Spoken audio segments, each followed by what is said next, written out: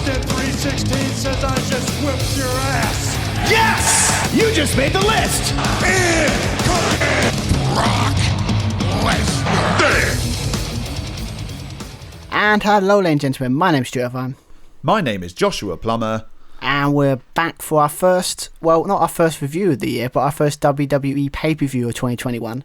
We'll talk about, as it's obviously the start of the year, there's only one pay-per-view to talk about. Obviously, it's the Royal Rumble. Wrestle Kingdom. Oh, well, yes, of course. We already covered that. Yes, we were. Yes, you should definitely check that one out, by the way, because that was pretty good. But yes, but when it comes to WWE, Royal Rumble. And it's one of those this year. This is obviously not starting a bum. It's the first year, I think, for like 4 or 5 years where we haven't watched it down Walkabout and we haven't watched it together. Yeah, we had 3 consecutive years at the Walkabout in Brighton, which is hosted by Hooked on Events. It's one of the highlights of the year, so going to watch the Royal Rumble and WrestleMania with some fellow wrestling fans, which is fantastic. However, we can't do that because of the current climate. And then the year prior, I think, was the first time we actually watched wrestling together, like a full-on pay-per-view that was. And that would be the 2017 Royal Rumble, in which Roman Reigns came in to ruin everything, and they went with Randy on this occasion, and they very nearly went with Randy on this occasion as well. Yeah, well, yeah, I mean, they very teased it at the end, especially with what the kind of finish. But yeah, I mean, it's like, looking back, it's ironic how things have changed, right? With like it started off with Roman ruining everything and we hating him, and now it's like this is his best year he's ever had, and everyone kind of likes him now as like a performer and as a character.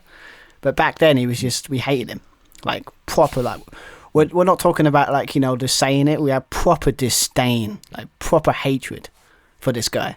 There was what was it that Kevin Owens called him? He was like a mafia knockoff, something like that. Insecure mafia knockoff, which is a good summary. Yeah, very mafia-like.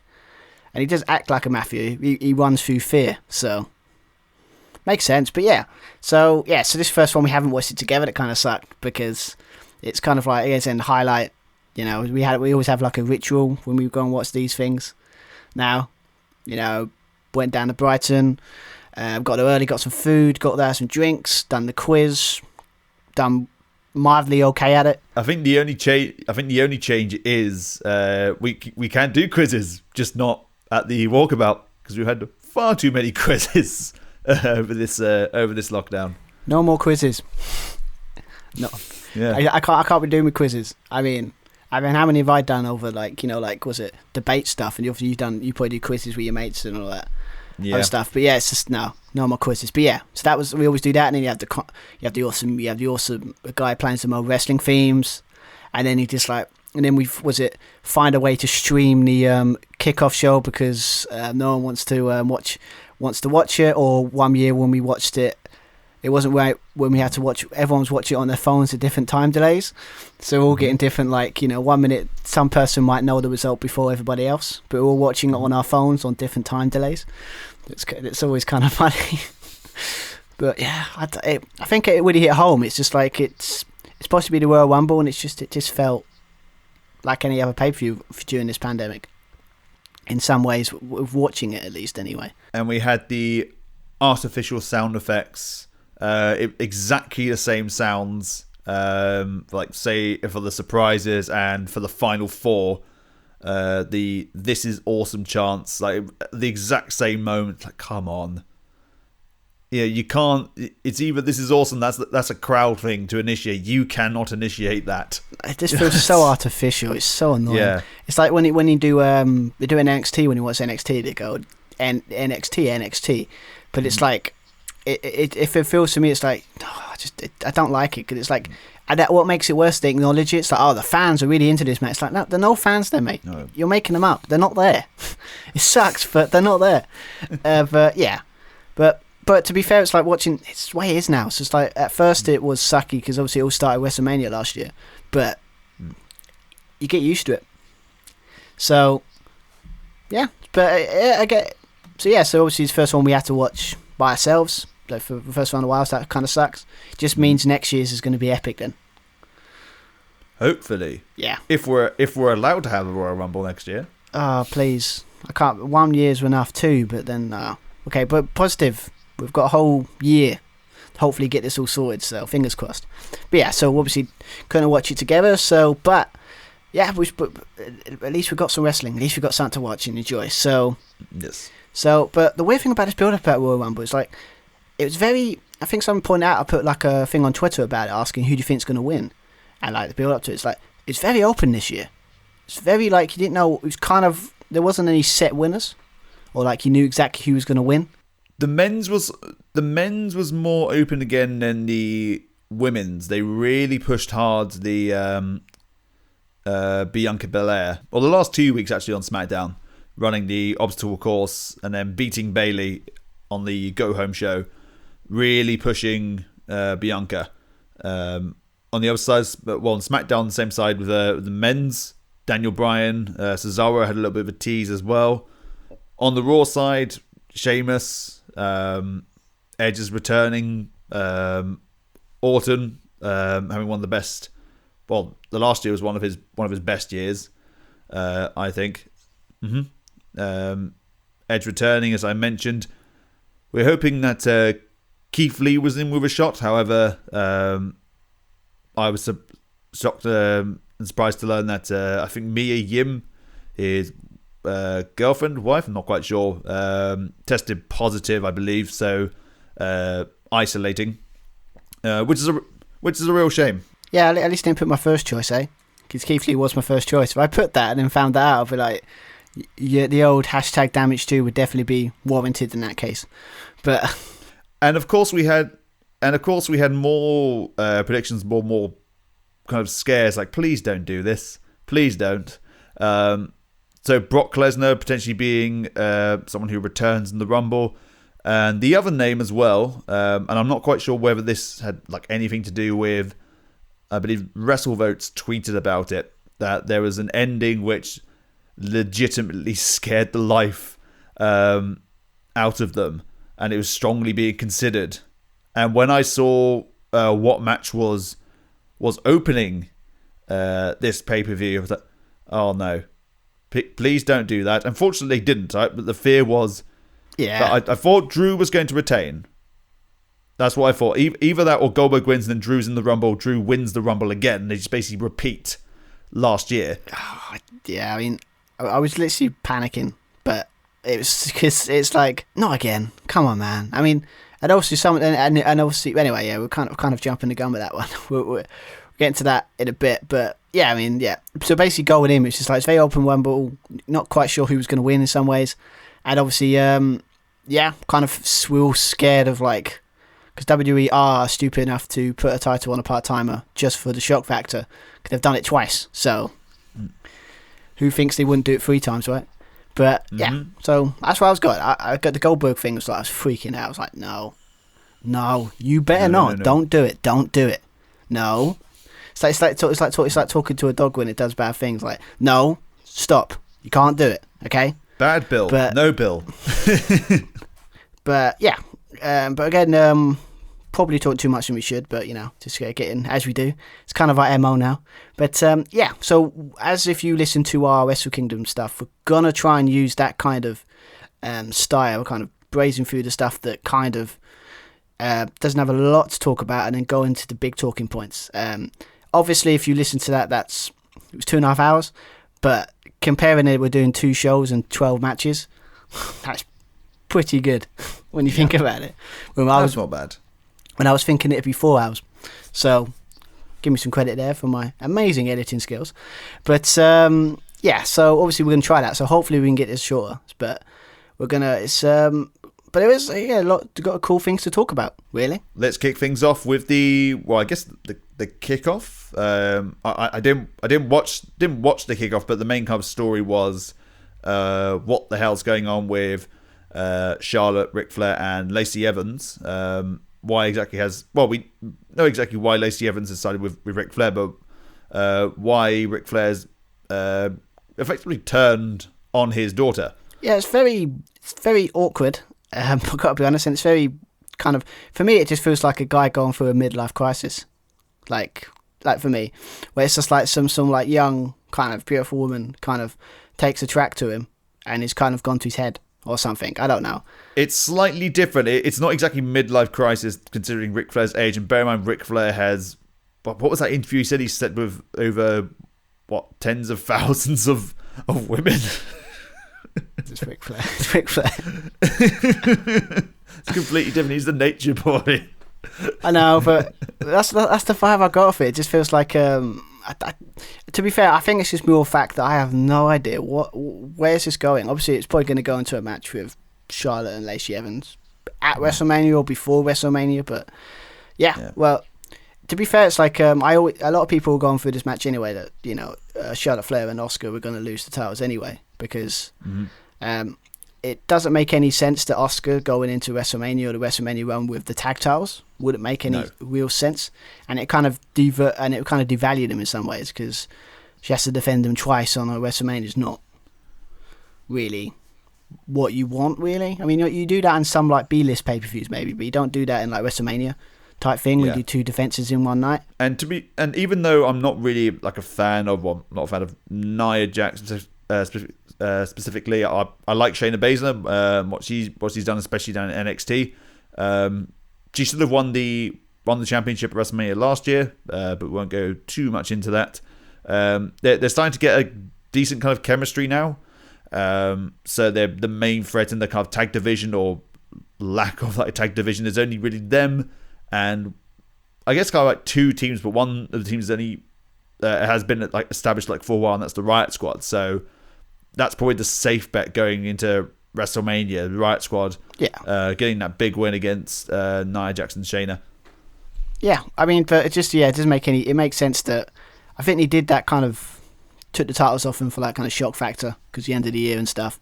And Charlotte was back, so it's like she comes back, wins gold. But yeah, I mean, putting the titles back on them, and obviously we're cheating using my favourite projectile weapon or weapon that you should always use when you want to cheat, the brass knucks. Oh yes, always got to use the brass knucks. Yeah, or a lead pipe. I don't know what it is about lead pipe, but always like people attacking people with lead pipes. I don't know why. But you've got Lacey Evans' women's right, which is a big knockout blow. Imagine that and the impact of the brass knucks. Like, okay, Charlotte Flair's going to be asleep. Should be asleep for the rest of the night. Really, she shouldn't have been in the Rumble. But it's Charlotte. I mean, to be fair, the way they did book her up really badass, like in some ways, because it's like she got like stopped. Like, how many times did Lacey Evans get involved in the match before it actually worked? Yeah. I mean, yeah, but obviously the match ended with obviously got in the ring and then basically like Nia Jax done that running leg drops thing she does on Charlotte Flair. It's probably out cold at this point, so it didn't really do damage. So got the pin, got the win, and so. Probably it's probably nothing crazy going on there, but yeah, that's the question, as you said before at the start. Like, what's going on with Lacey Evans, Ric Flair, and Charlotte? What is that all about? I'm still confused to this at the moment. But yeah, and when was the last time a title had been changed on the kickoff? Like excluding say like 24/7 like championships. Oh no. I can only really think of like was it last year's WrestleMania? No, there wasn't. There must have been the previous year's WrestleMania when Hawkins and Ryder won. But surely there's been a title change before then, or after then, rather. I can't think on top of my head, but again, it must be really. I think it isn't just quite rare.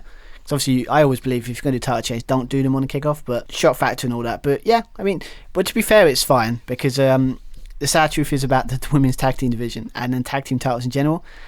They don't take them really seriously. So. Why should we? Well, there isn't a division. There's, I think you've got Dana Brooke and Mandy Rose, who are sort of a team, but Baszler and Nia and the Riot Squad are really only the established team. I mean, you did have the Iconics as well, but then you screwed that up. And we'll get into that little. We'll get that little tease later on. But I mean, isn't that what the Women's Dusty World Classic is? That's what I keep thinking it is. Like, so we're trying to build some tag teams, or have some sort of make the tag team match at WrestleMania big, that the winner of that faces them at WrestleMania. Because if it did that, that'd be great, and then it would actually make those titles feel kind of important. Are they doing that, or are they having their own titles? I'm not quite sure. Well, I did have a quick look on well, it's Wikipedia, so it might be lying, but it says that whoever wins gets a shot at the with the tag team titles. So I'm assuming it's the women's tag team championships, not a separate NXT version, and also the women's championship defending all 3 brands. So it kind of makes sense, and I kind of like the idea that it's defending more in NXT because they might be able to find a way to make those titles feel special. Because NXT are good at that. They are.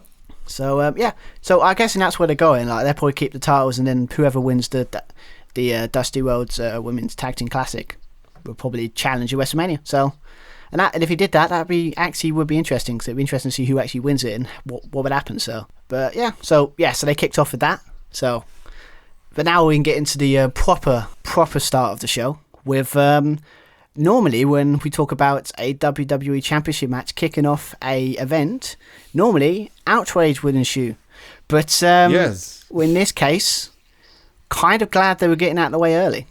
So, obviously, we're talking about the match that was giving everyone heart attacks and panic attacks. We're talking about the Drew McIntyre going against a returning Goldberg for the WWE Championship. And got to be honest, this has got to be the most dashed, put together feud and utter rubbish that I've ever seen. Has it been, like, especially with Drew's most recent title defenses, whoever's just asked pretty much for a championship challenge or insulted him, whatever, he's just instantly just given them a match. You know, like Goldberg, like we've had, like this week on Raw, we've had Sheamus attack Drew.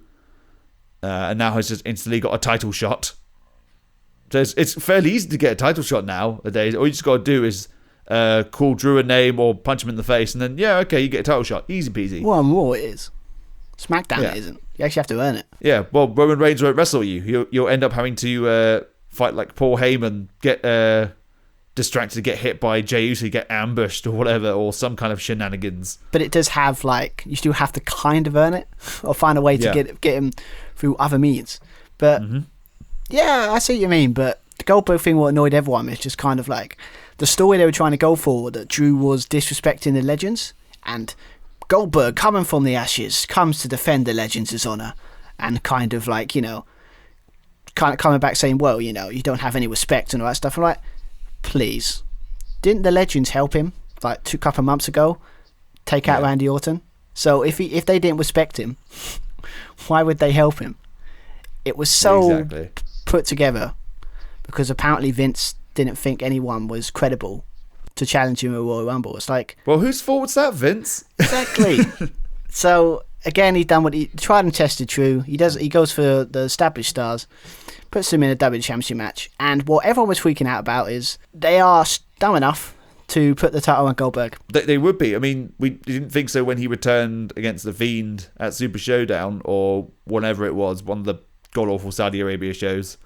So, okay, it's just going to be a little kind of, I guess, non-canon kind of thing. But no, Goldberg won, beat The Fiend, completely killed off the Mystique, or almost did. That pissed a lot of people off. And they didn't get to do Goldberg Roman last year, so try and fit that in somehow. The reason I touched on this before, that Goldberg losing in the match, and it's the first match, I thought, oh god, he's going to be in the Rumble, isn't he? He's going to come in 29-30, clean house and win, and then get to challenge for another world title, go against Roman Reigns. And then we can have the rematch of the match we never wanted. Yeah, the match we never wanted. Spear versus Spear. Great. At least with someone else, at least with Drew Brock Lesnar, you got different moves, I guess. But, I mean, I don't know anyone that was excited for this match. It was more panic than it was any excitement. So, when it comes to...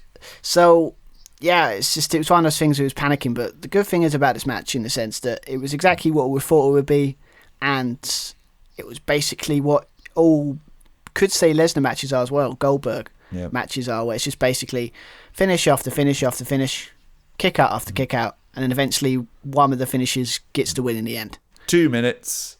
It's short, sweet, done with. And we got that.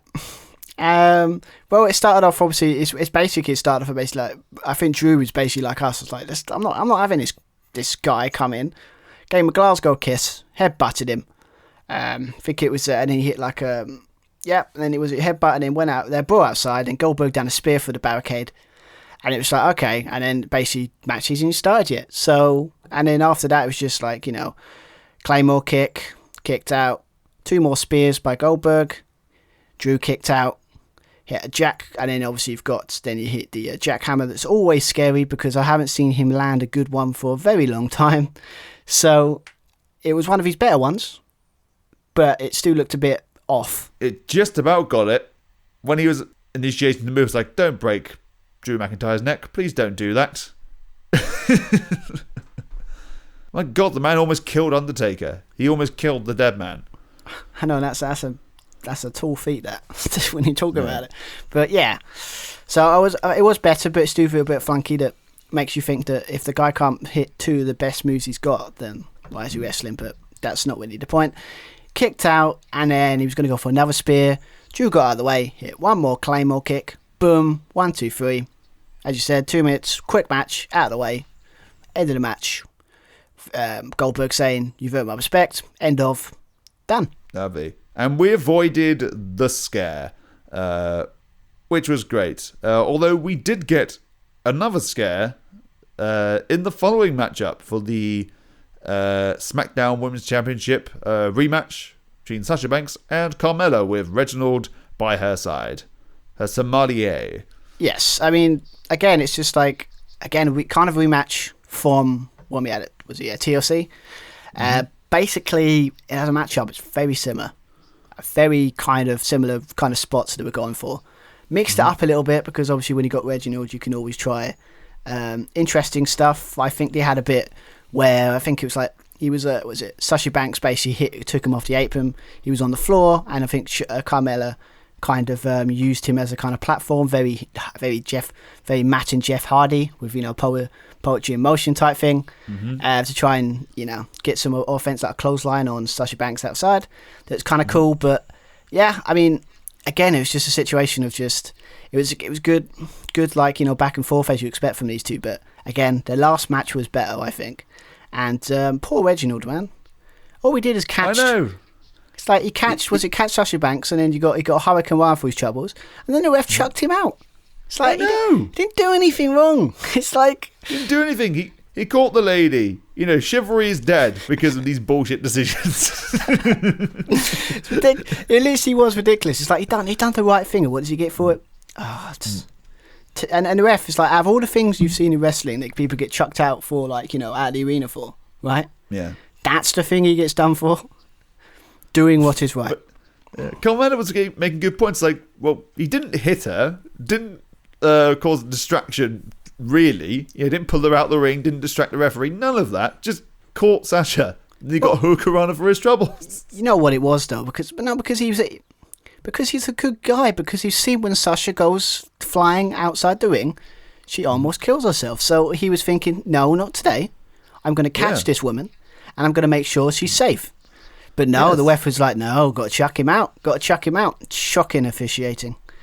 I know. And Reginald would have come in handy moments later. As soon as Reginald's sent backstage, Sasha's on the outside, we see Carmella diving. Nice little run up and nice surprise dive. Almost smacking herself square on her head. It's usually Sasha who's doing those scary bumps. And taking those awkward landings. Reginald, that's why you were needed. You had to catch Carmella. So who can we blame for this? It's the ref's fault. That's the ref's fault. Very, very football related stuff there. It's the ref's fault. It's nobody else's fault. It's always the ref. Well, Carmella did overshoot it. I guess there's a little bit of a placement kind of issue. You can see like Sasha Banks like quickly checking Carmella, you okay? Did you smack yourself in the face? It's very rare when you hear on commentary that kind of like breaking character slightly, where they all get to their feet. Carmella gets to her feet, throwing Sasha in the ring, and Michael Cole, I think, saying something along the lines of, Carmella, yep, she's okay.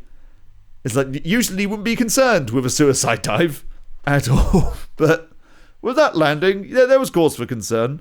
So what have you learned from this, people? Don't do them. Please don't.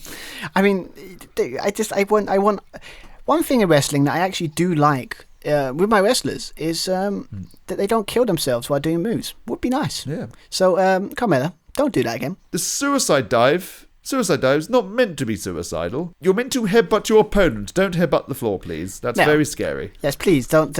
Only person. I mean, I always get panic attacks when Shane McMahon goes top of the cage and think he's going to die. I can handle them because there's probably a mat at the floor. But no, Carmella, stop it. But yeah, but again, it's again for it's very similar to the match there previous. I think the other this was like 10 minutes. So I think it got a shorter time anyway. So, but you know, had some nice homages as Sasha Banks always does with the kind of frog splash, all that stuff. But yeah, I mean, the ending was really cool. I felt like a unique way into the kind of bank statement. I think it was kind of I think it was like they always love that. That's why I love her matches with Asuka, because it's like they always find unique ways to get lock in their finishes or their submission moves. Definitely had it here, and you could sit there and say, did Carmella have to tap so easily? Could you have like maybe resisted just a little bit to make it a bit more believable? Yeah, I think so. I mean, she was probably just caught off guard more than anything. Well, she made that mistake where Sasha gets kind of like a trip on there, locks it in, really hoists that back, creating all that torque, all that pressure, which they did in the previous match as well. So if it's just locked in like that straight away, yeah, maybe I can understand. But yeah, I get it. Like Carmella maybe tapping a little too early. Like to see the kind of like suffer through a little bit the tap, but it's the right result, so I'm not going to complain too much. No, it's it's basically like, again, it was one of those matches that kind of when I check the card, oh, she's got a match on there. Oh, okay.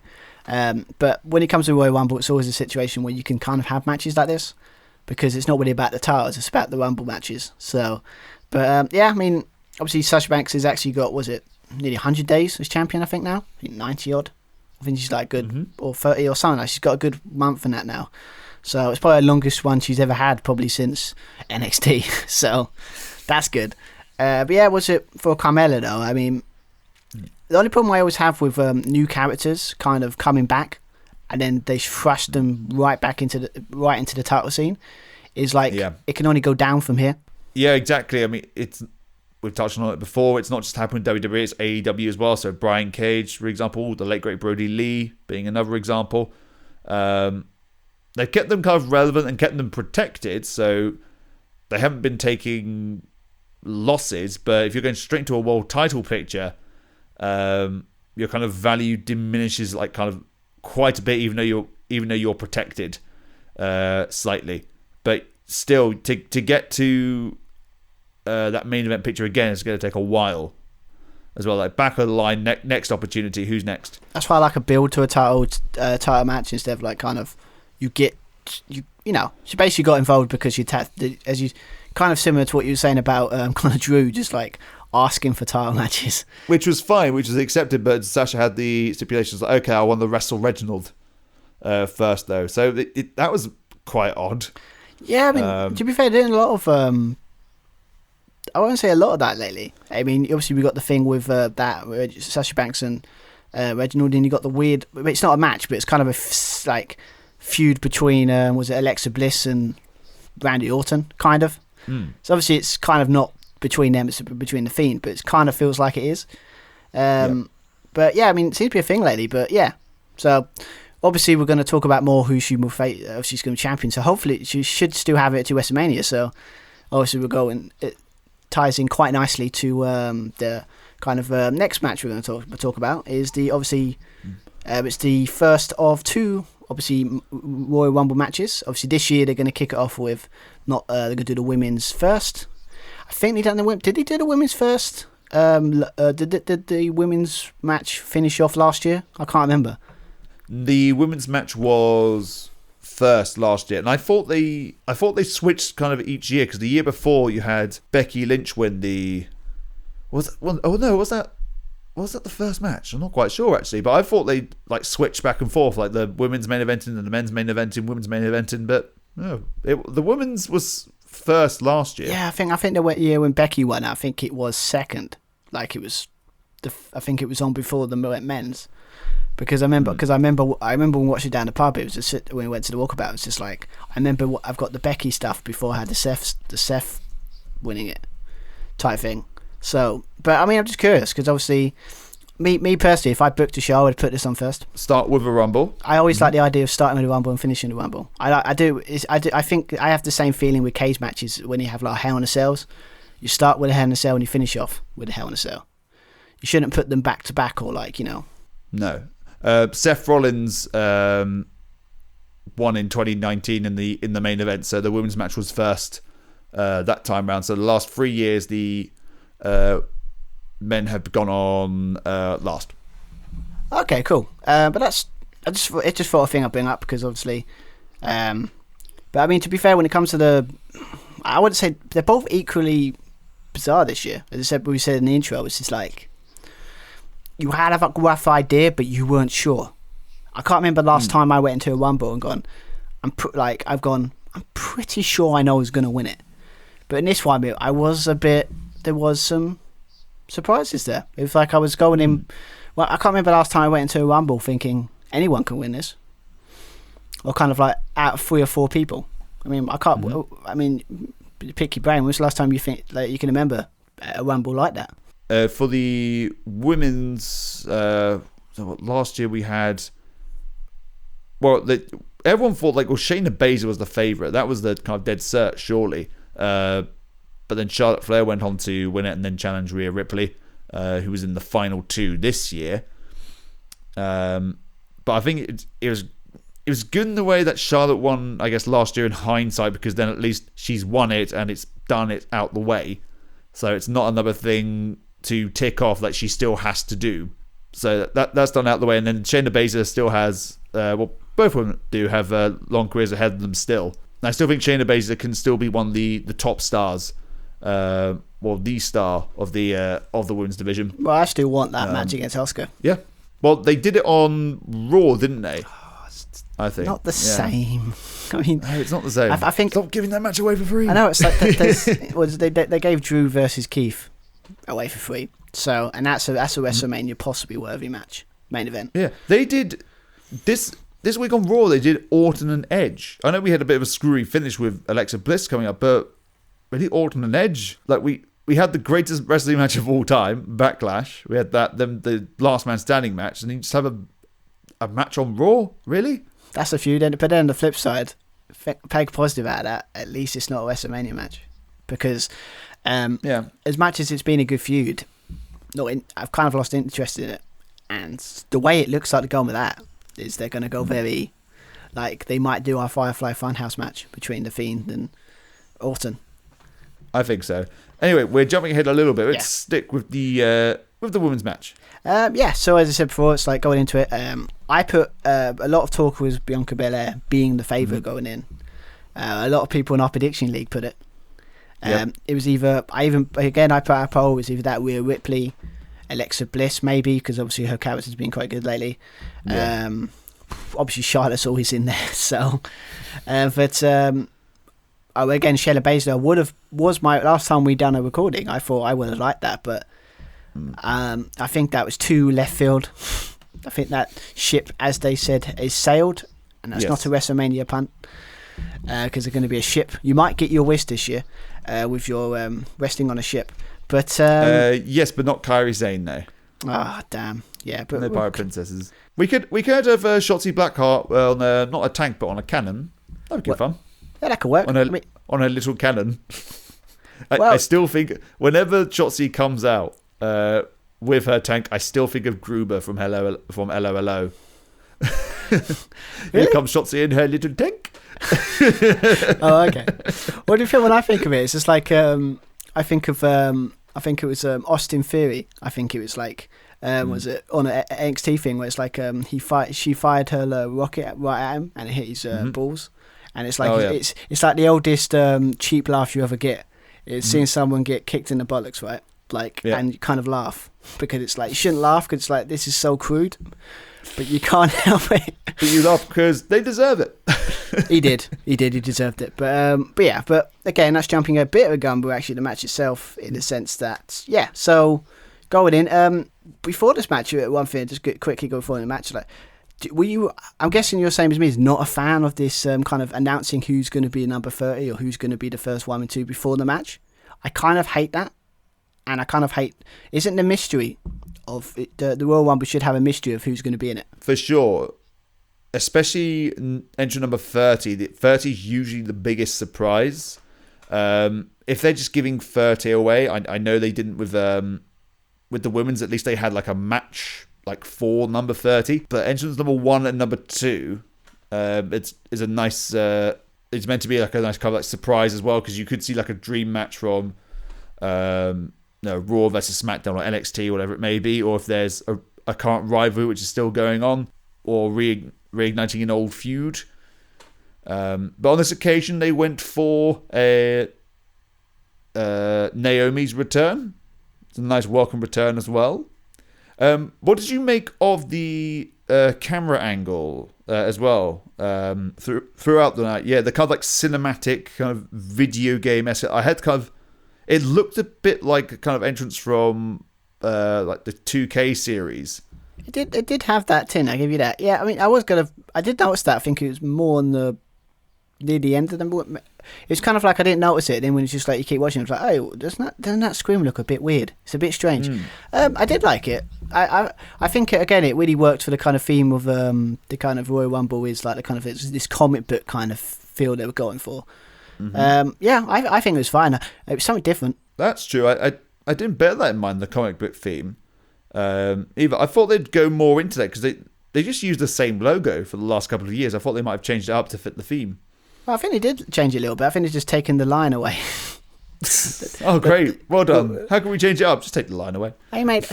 I know, right? It's just like, come on, mate. Every time I'll take a Al Murray thing. Make an effort. It's like every time. But, yeah. So, but yeah, I liked it. I think it was pretty cool. I think it's, for once, they actually put something like little things like that and it actually kind of worked. Obviously, it only worked when the camera didn't the people walking down didn't walk too fast, so they missed them. Some of them came down. It's like they kind of like they cut it too early, or they couldn't. They walked down too fast. They couldn't keep up. But yeah. So obviously we kicked off with obviously Bayley number 1. Went a bit crazy. Kind of obsessed with Michael Cole by putting Cole shaved in the back of her head. That was and a hair that's weird. Yeah. Like. Really weird. We're not talking about oh, that's weird. It's like, no, that's really weird. Like, but it kind of works for a session. About every time Michael Cole's there, she shouts at him. That a lot of people, let's be honest, it is Michael Cole. It's kind of what we do to Michael. We just like shouting at him. It's Michael Cole. Yeah. He can handle it. It's fine. But yeah, as you said, and obviously Naomi. First time she's been back since I can't remember when she was last on WWE television. I mean. Surely she was around the pandemic, like last year, the kind of before that, I'm sure. I can't remember. I honestly can't remember the last time I saw Naomi, which is a shame, because Naomi's a great talent. Yeah. I mean, to be fair, it's like, I always find Naomi's like one of those people that's kind of like unfortunately they've made her into the kind of the Kofi Kingston of kind of these Rumbles, where she finds unique ways to stay in the match. That's kind of sucky, because obviously... The sad truth about them spots, it's cool to watch, but they never win, so what's the point? No. There was a very cool spot with Bianca Belair coming down, next Bianca Belair going on to win the Rumble. It's kind of like Cirque du Soleil, that kind of, those kind of, not somersaults, like cartwheels, like combined cartwheels, counter. That was good fun to watch. Yeah, I mean... Definitely at the end, especially. Yeah, I think she's good at it. She's great at it. I feel like it's. I mean, the men's one kind of suffered because Kofi wasn't in it this year, so didn't have that spot. But do you know what'd be crazy? I know it's a crazy idea, but if someone did that spot and actually won, wow, what an idea! Revolutionary that. But no, it's just like if you're getting that desperate to stay in the match, wouldn't it be nice for them to win it for 1 year? Maybe. True. Like, obviously, Kofi would never get a WWE Championship ever again. No. But, I don't know, it just would be nice. Could it'd just be like the thing you've done all that to stay in and you get rewarded. Yeah. It's certainly more respectful than sticking around in a Rumble for 50 minutes, just kind of staying in the corner, not really doing much apart from some big moments. But if you're constantly having to try to escape and be creative. Well, talking about someone that did that in some ways, obviously Bianca Belair came at third. It was awesome. She done great. But I mean, Billie Kay, that again didn't recognise any of her music because she's kind of got this weird gimmick where basically she's a person without a job and she's going around with CVs trying to get a new partner. Where, let's be honest, just put her back with the Iconics. I think it's like three episodes in a row. We said put back the Iconics. But yeah, I mean, it was. I did like the kind of funny stuff where it's like she was sitting there in the commentary booth, basically, or sitting there just like waiting for a partner to help her out in the Rumble. And you got Shotzi Blackheart, who's like came down number 5 and just like, who are you? Are you kidding me? No. Yeah, I like a tank. I love it. I gotta be honest, Billie Kay, I do love it because she's so committed to it. It's so entertaining. Exactly. She's convinced she's making it work. So both Peyton Royce and Billie Kay are both individually very talented, very comedic. But when they're together, it's beautiful. It's just gold. It really is. It's iconic. But Billie Kay would stick around outside the ring, going back and forth, trying to get a partner. Shayna Baszler just got knocked on her ass. Toni Storm came in. Kind of looked at her and then walked. Kept just like, I'm not having this, and just walked back. Yep. Walked into the ring, started delivering some brutal kind of like hip shots to those sat on the bottom turnbuckle. That looked good. And then we had the welcome return of Jillian Hall. No one likes. I mean, what was it? What was it? JBL stylist, is it, or something like JBL's kind of like former assistant back in the days when he had he was the heel kind of JBL. Yeah, let's not get into the story of that because that got really gross and very weird very quickly. Yeah, that storyline. But yeah, Jillian Hall's back and she was and then for a moment, for a couple of minutes in it was Jillian Hall and Billie Kay as partners helping out. Billy and Jilly. It's not as catchy as the Iconics, but kind of works. But yeah, another surprise. Obviously we were right, but obviously we had Victoria's back. She came back briefly. That was nice. Again, with this year, it's like you weren't going to get like crazy surprises for obvious reasons because obviously getting people there is going to be a problem this year. So I kind of went on that. I kind of went on that premise of like I'm not going to get we're not going to get an Edge. Let's be honest. We're not going to go, oh my god, no, anything like that. There were rumors that Becky Lynch may return or Ronda Rousey, but you want the crowd there for those moments. You really do. And also, seen the pictures. She's just had a kid. Yeah. Let her relax, damn it.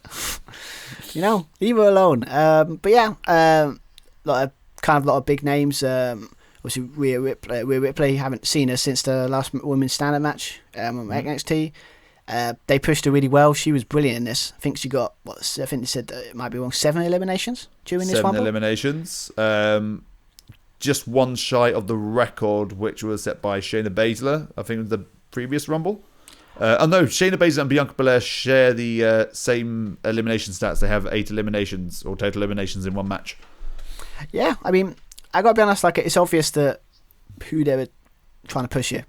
I can see why a lot of people are putting Rhea Ripley as like the winner, because think of that, like NXT star winning the Rumble. Yeah, I mean that's crazy. I mean it will happen eventually. I think because NXT is so strong, it will happen. But yeah, obviously we had Charlotte turn up, and obviously another legend, Toy Wilson. She's back. It was nice. Then we had obviously the weird Lacey Evans thing with the whole Flair thing. Ric Flair's music, and there's a brawl on the outside, fighting over the robe. That's I'm not a fan of the storyline, but you can't love everything, right? Mickey James, it's always good to see her back. Nikki Cross, did you see that good promo I've seen on YouTube? I think she did, but like passionate. She's not she's kind of like she's fed up of being overlooked, or like living up to her potential. It was very good.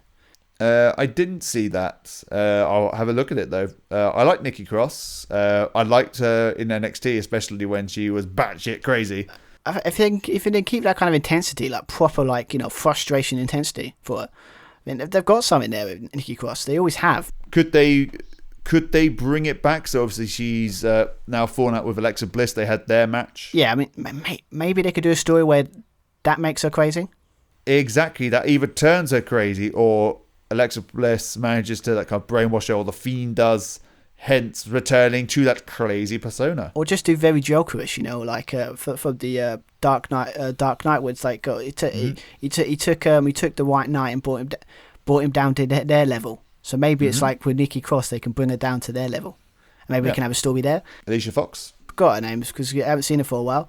Yeah, she was back. That's fine. I mean, to be fair, the only thing you remember about this when she was returning. So obviously, unfortunately, we've got to talk about the 24/7 title got involved. Is that the second time in the row? I'm pretty sure there was a 24/7 title spot in the previous Rumble, Women's Rumble. If it wasn't the Rumble, I'm sure it was that WrestleMania Royal Rumble kind of thing they have. Maybe it was that. But I've got to be honest, I hate it. I hate it when they do it. It's so disrespectful. So they do it in the women's. Why do they think it's okay to do it in the women's, but then not do it in the men's? Just like it's. Yeah, I mean it's cool because obviously Alicia Fox got the pin. She got the title for like a couple of seconds, and then R-Truth won it back for the 46th time. I think 45th at the time. But yeah, it's ridiculous. But it's as low as that. I thought it'd be way more than that. No, I only know it because I went on cage match and checked, and it said I checked on Raw, and it said he is now, because he won it back because obviously Rosenberg lost it. But oh god, that was so lame. That was brilliant. That was fantastic from JBL when Rosenberg won it. It's like, this has to be the worst wrestling event in history. And I've watched they've mentioned like terrible. JBL said this is the worst wrestling event ever, and then we had Corey Graves mention about it was in the men's Rumble again, just jumping forward a bit. So it's obviously Finley's birthday on Dead the Rumble. It's also the birthday of Giant Gonzalez on his debut, I think, in the Rumble, eliminated Taker going into that WrestleMania, and said, yeah, we remember that WrestleMania well. The one they don't talk about a lot. That's that one. Yeah, yeah, that's what we think of that WrestleMania. Yeah, that one. But yeah, so obviously 24/7 chap R-Truth doing. Some people find it's too entertaining, but he's basically doing the whole he's been doing it for so long that it's kind of doesn't entertain me anymore. Some people it does, and that's cool. But I think for me it's like forgetting that he's in the wrong Rumble. Keeps doing it every year. It's like, come on, man, come on. It's not that hard. But yeah, Dakota Kai was there, so I always love a bit of Dakota Kai. Love her work in NXT. Shame she was only in there for 2 minutes. And I would have been. I'm surprised if they didn't put Gonzalez in there, because they're really pushing her in NXT. So it could have really enhanced her even more if you put her in this match. Yeah, for sure. That would have been a nice surprise. Imagine Gonzalez just turning up. Who is this person?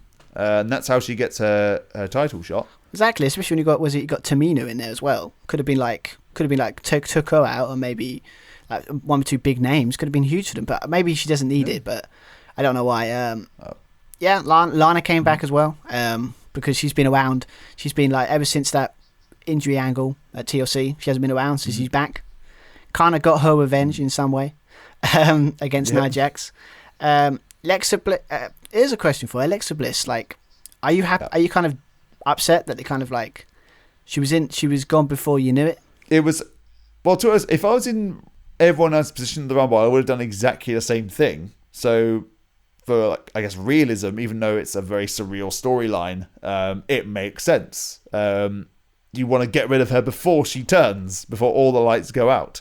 However, it does make Alexa Bliss look a little bit stupid.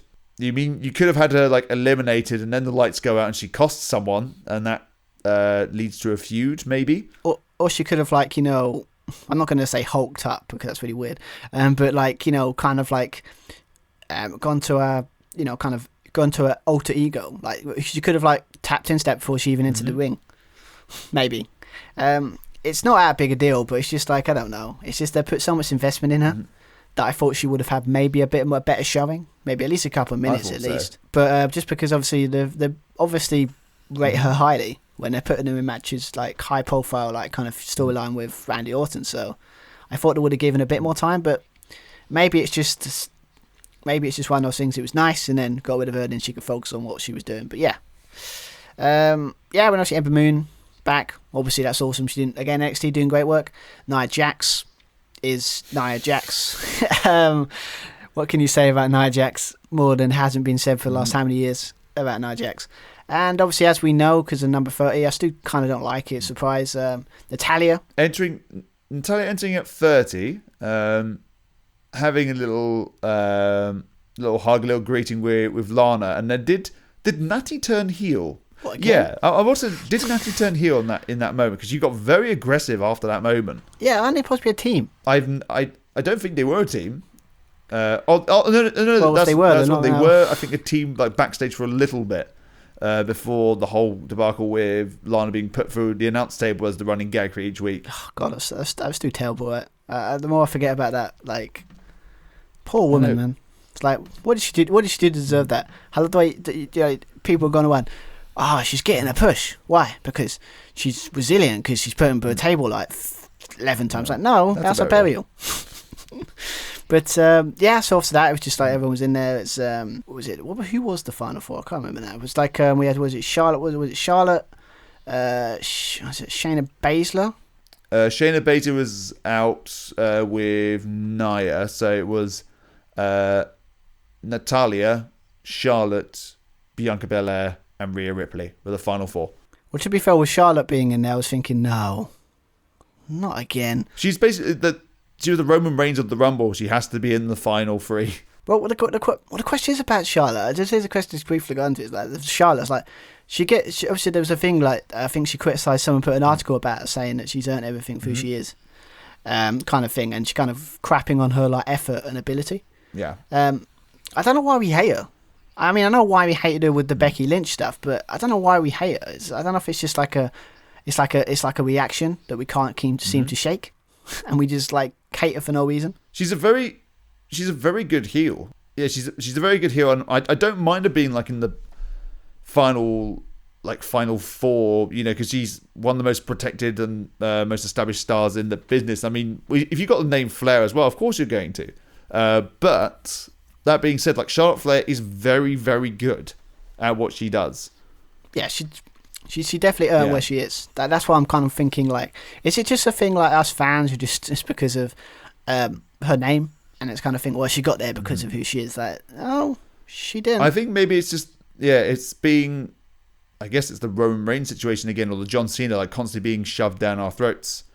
But I'd have the problem with that if she was the face, like constantly, like always there, always winning. If she's the heel, you're doing what the heel's supposed to do. You're meant to be getting that reaction. Well, again, she's face again. It's like, and it's like, I don't know. It's just some people are just born to be heels, and Charlotte Flair is that. But I just thought curious because obviously going through it, we're just like, nah. But I was just happy because obviously when the good thing about when your pick is in the final four, then the final three, then the final two, and that final two was very refreshing. I mean, to be fair, I was actually like, yes, exactly. It's like, I'd be happy. Yeah, prediction I would have been screwed, but like I would have been happy. It's like it'd be something new, kind of. Like Bianca Belair, like I said, they're built quite nicely. Last couple of weeks, you could say it's very similar to Drew McIntyre's in somewhat, where it's just these pushes come out of kind of nowhere, and then it kind of then you could say in similar ways. I mean, again, it might be because I don't watch SmackDown as much as I should, but and obviously Rhea Ripley, we know if you watch any NXT. Or the way they put her last year is that they really rate her highly. So you knew they were going to make her look strong. But yeah, I kind of, the final two, I was like, yeah, I'm happy. Yeah, I like final two where it's like, it's a win-win situation. Yeah. Because they're both good. Really good. So whoever won would have put up a very interesting match at WrestleMania. Yeah, for sure. If Rhea wanted to get a bit of revenge on Charlotte, say Charlotte won the Raw Women's Championship, Rhea gets some vengeance there, or Rhea against Asuka.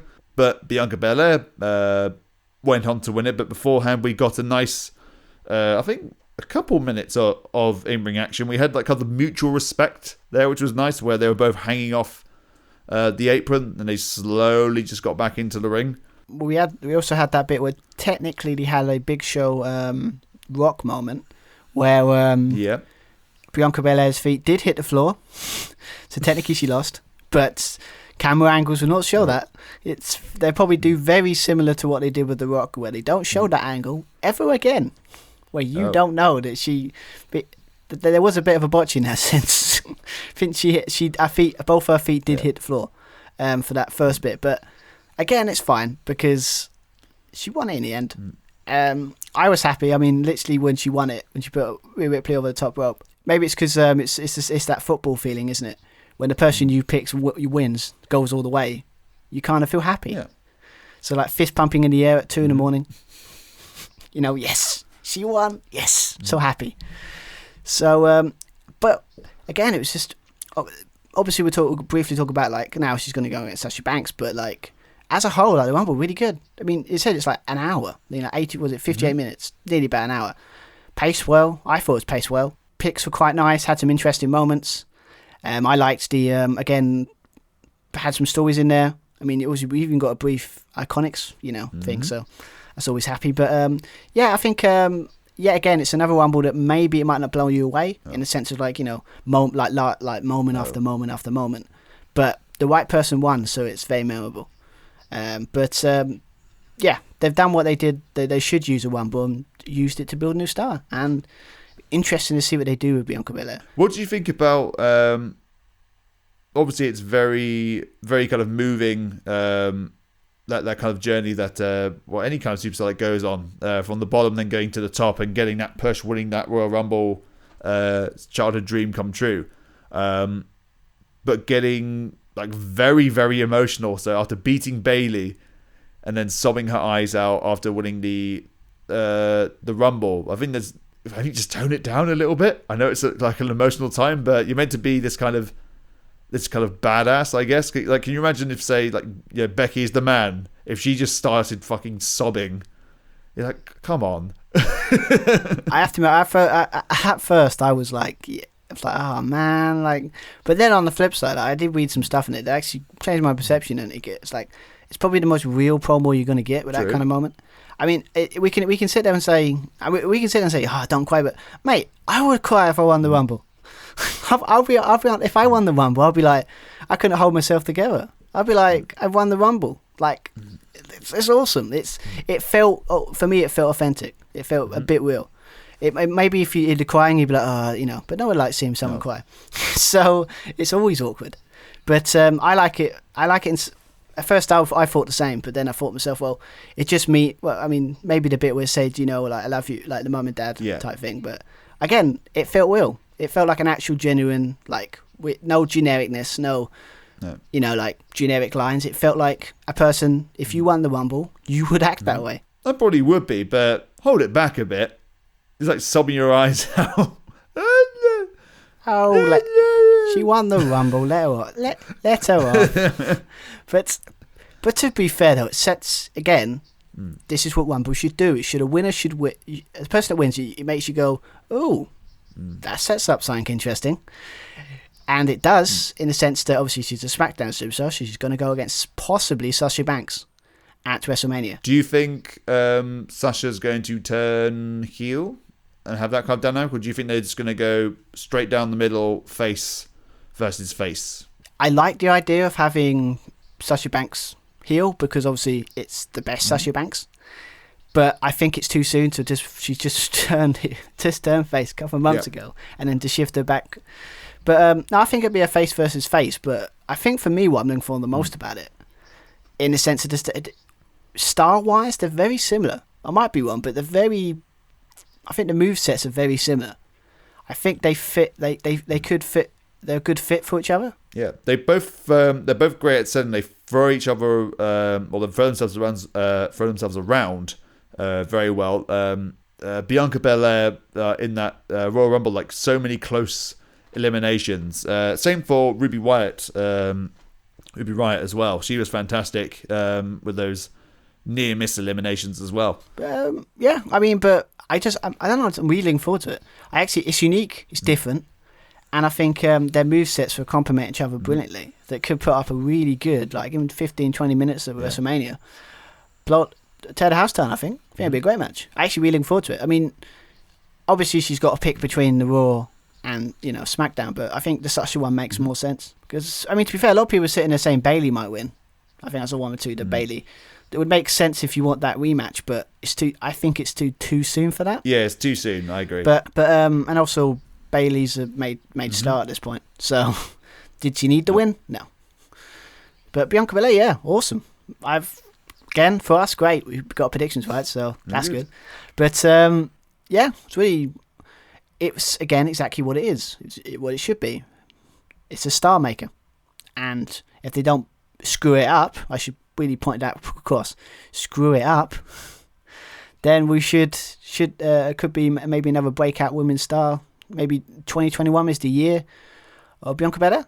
Let's hope so. But before we get into talking about the last 2 matches of the Royal Rumble, let's have a quick word from our sponsor. A new year brings a new beginning. For all our listeners that own a business, we want to tell you about FedEx Office. If you are just starting or have been running your company for generations, FedEx Office gives you the best way to print marketing materials, posters, signage, graphics, and so much more. With FedEx, creating, editing, saving, and ordering are fast and easy. We are teaming up with FedEx and Podgo to bring our listeners 30% off your next order of $100 or more at podgo.co/FedEx.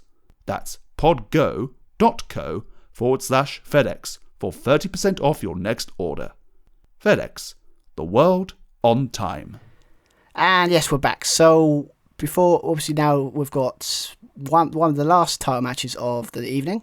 Obviously we talk about the Universal Championship match between the champion Roman Reigns and Kevin Owens in a last man standing match in a build-up that's been really good. It has been. Telling the story of basically Kevin Owens being completely screwed over.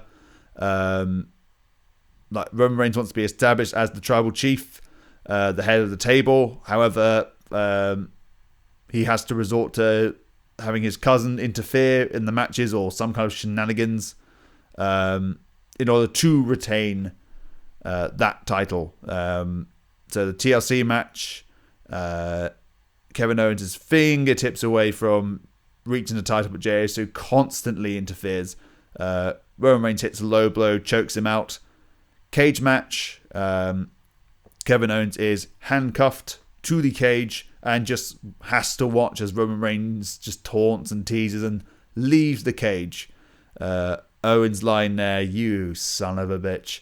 And the handcuffs are a nice little foreshadow as well to what happens later on in the match. And then Kevin Owens plays his own little mind games, I guess, working with Adam Pearce behind the scenes.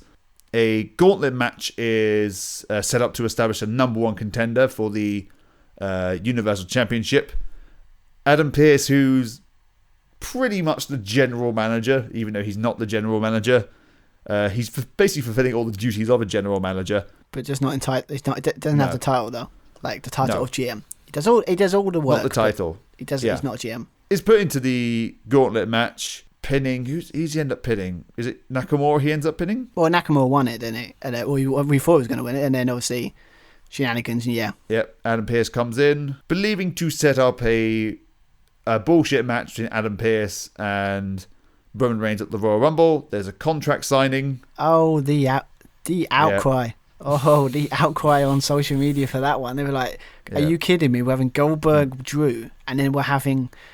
I don't know, was it Pierce versus Roman Reigns? Royal Rumble. It's like, what are you doing? But as you go back to say, it was always swerve. I honestly thought that with this kind of contract, I didn't think Adam Pearce would end up being in the match. So someone like Nakamura, for example, basically got that face turn kind of push again. It's always in gauntlet matches as well. The most effective way to do it is run the gauntlet. Because everyone likes an endurance. Like anyone that shows a proper babyface is endurance. Lasting as long as you can against multiple opponents is a very babyface thing to do. And he's got his music back as well. Of course. When we get fans back, we can start singing the tune again. That's That'd be good. Nice. So, but yeah, I thought it was Nakamura. Like I have to admit, when it's like he done the old, you should always read the contract before you sign it. Everyone knows. Everyone knows that. If you've got Paul Heyman and he didn't think to sign it, didn't think to read it, shocking. But But yeah, as you said, like, found out that it was all a part of his grand plan. And yeah, it was KO was his replacement. And this is the best KO has ever looked for probably since, I don't know, maybe he's run with Sami Zayn. Best run with Sami Zayn, or maybe his feud with AJ for the US title. That was quite fun. Yeah, or obviously with the stuff with Jericho, maybe. But yeah, I mean, again, just for me, this match perfectly describes why SmackDown is a superior show and why it's been getting a lot of praise lately because of how they've built their stars and new stars and all that. But yeah, I just kind of like it. I mean, gone very Austin with the Go Home show with Stunner winning him everywhere, putting him through tables, going crazy. But yeah, as I said, great build. It's who would have funked it? Like, we started this episode and we were talking about how much we were frustrated with Roman Reigns being shoved down our throat, and now look at him. He's amazing. He's great. He feels like an actual, like, you know, he would get booed if there were fans, but for the right reasons, not for the wrong reasons. But anyway, the match. Maybe we should talk about the match. But yeah, I mean, it seems bad. I don't know if it's like they do a lot of these last man standing matches lately. Isn't it like the second or third one they've done in a while, like last couple of months? When was the last one? Wasn't that? Oh, that was an ambulance match. No. I was thinking Drew and Randy, but that was a. I think NXT have had one or two, and but yeah, nothing against last man standing, but sometimes you kind of write yourself into a hole sometimes, because obviously it has to be like someone's got to stay down for the 10 count, other than just like a screwy like pin finish. Sometimes you can do, but yeah, maybe it's just me, but no, they do. If you do a match like so many times, you start to end up running out of ideas, and so they just basically threw everything they could in this match, and the amount of time that they had, was it 15-20 minutes this match was, very fast paced for a last man standing match. They were flying through this. I mean, and also it had the one thing I always wish last man standing matches had. They're not in the ring. Not in the ring. Do you know how great? I know this sounds freaking obvious to some people, and I'm sorry, but do you know how many times you've had like these big, like, you know, like street fights or no DQ matches or Full Count Anywhere matches where it's just around the arena? It's like, no, you can go anywhere. So utilize it. And in this match, they did, and it was glorious for it. But yeah, it was obviously a unique way of using these the LED boards for where the fans can watch. Actually using them as like technically they're fighting through the crowd. Technically.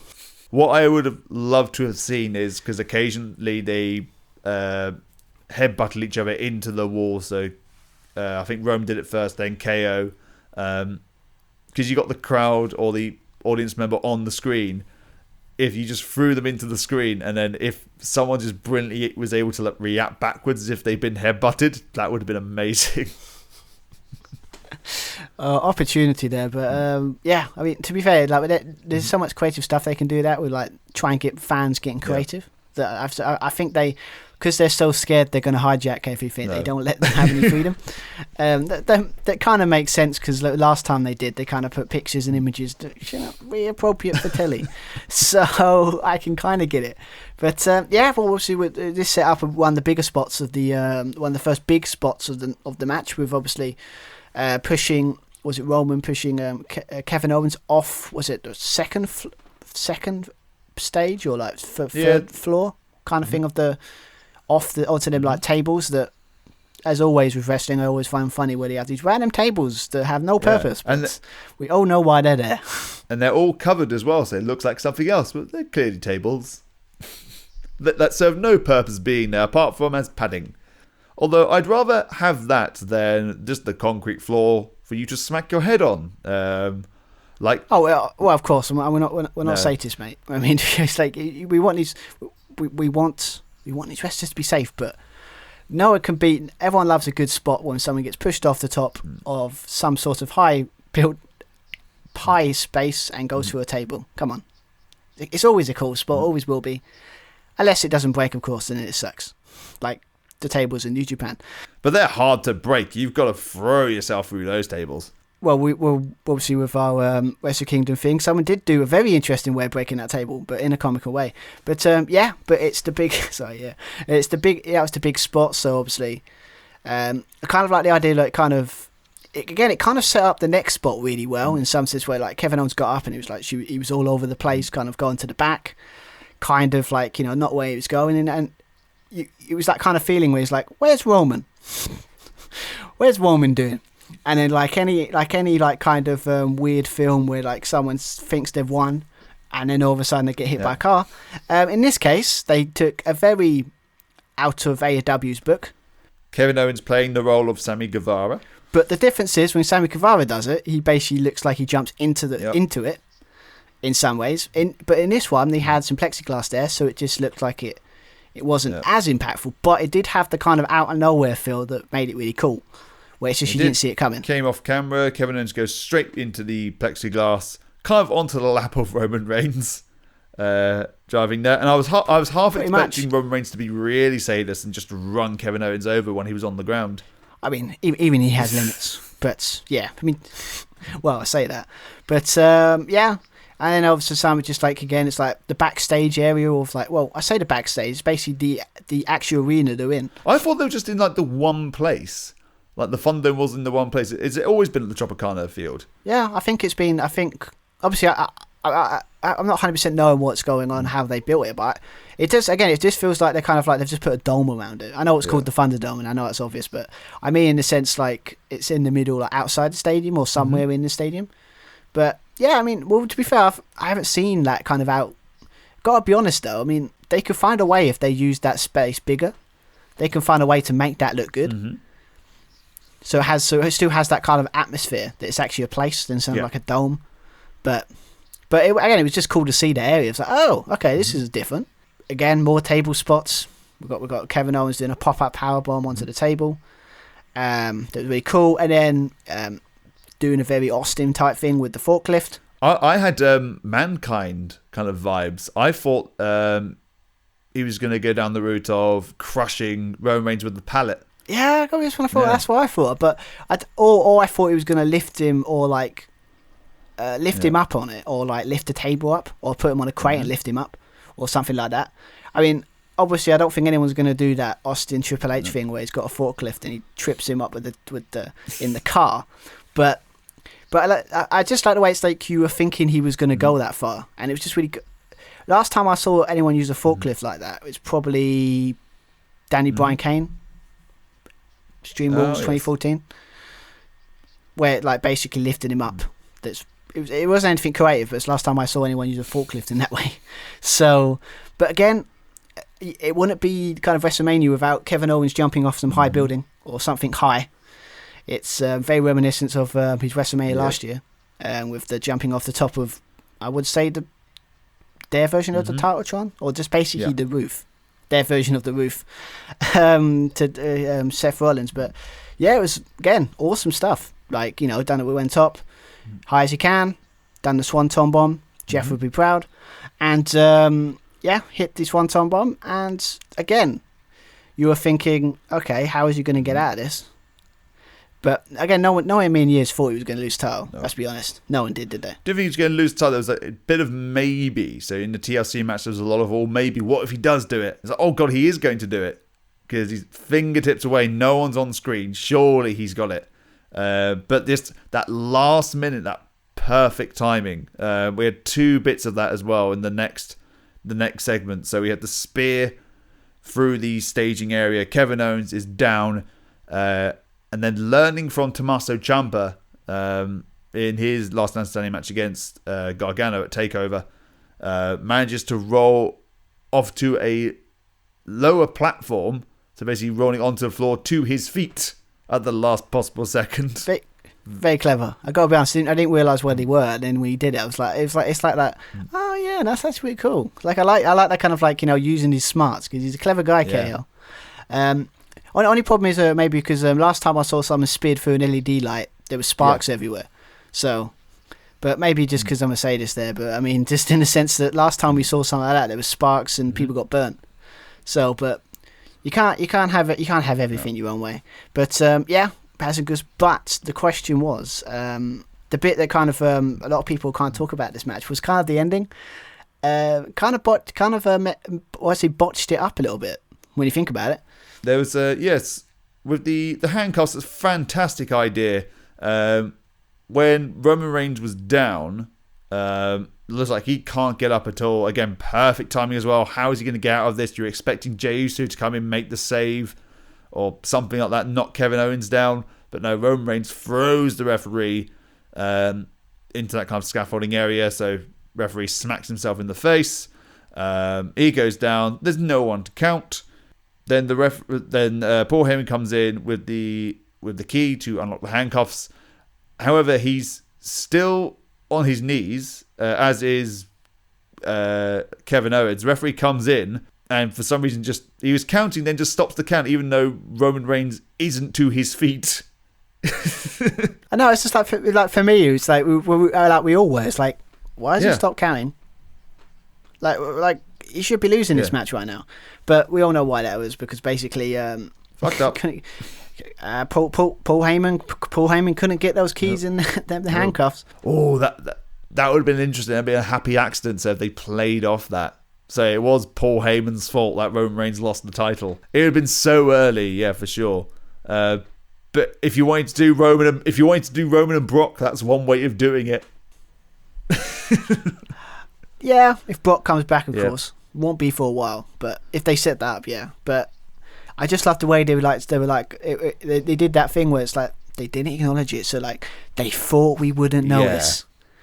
But sorry guys, we did.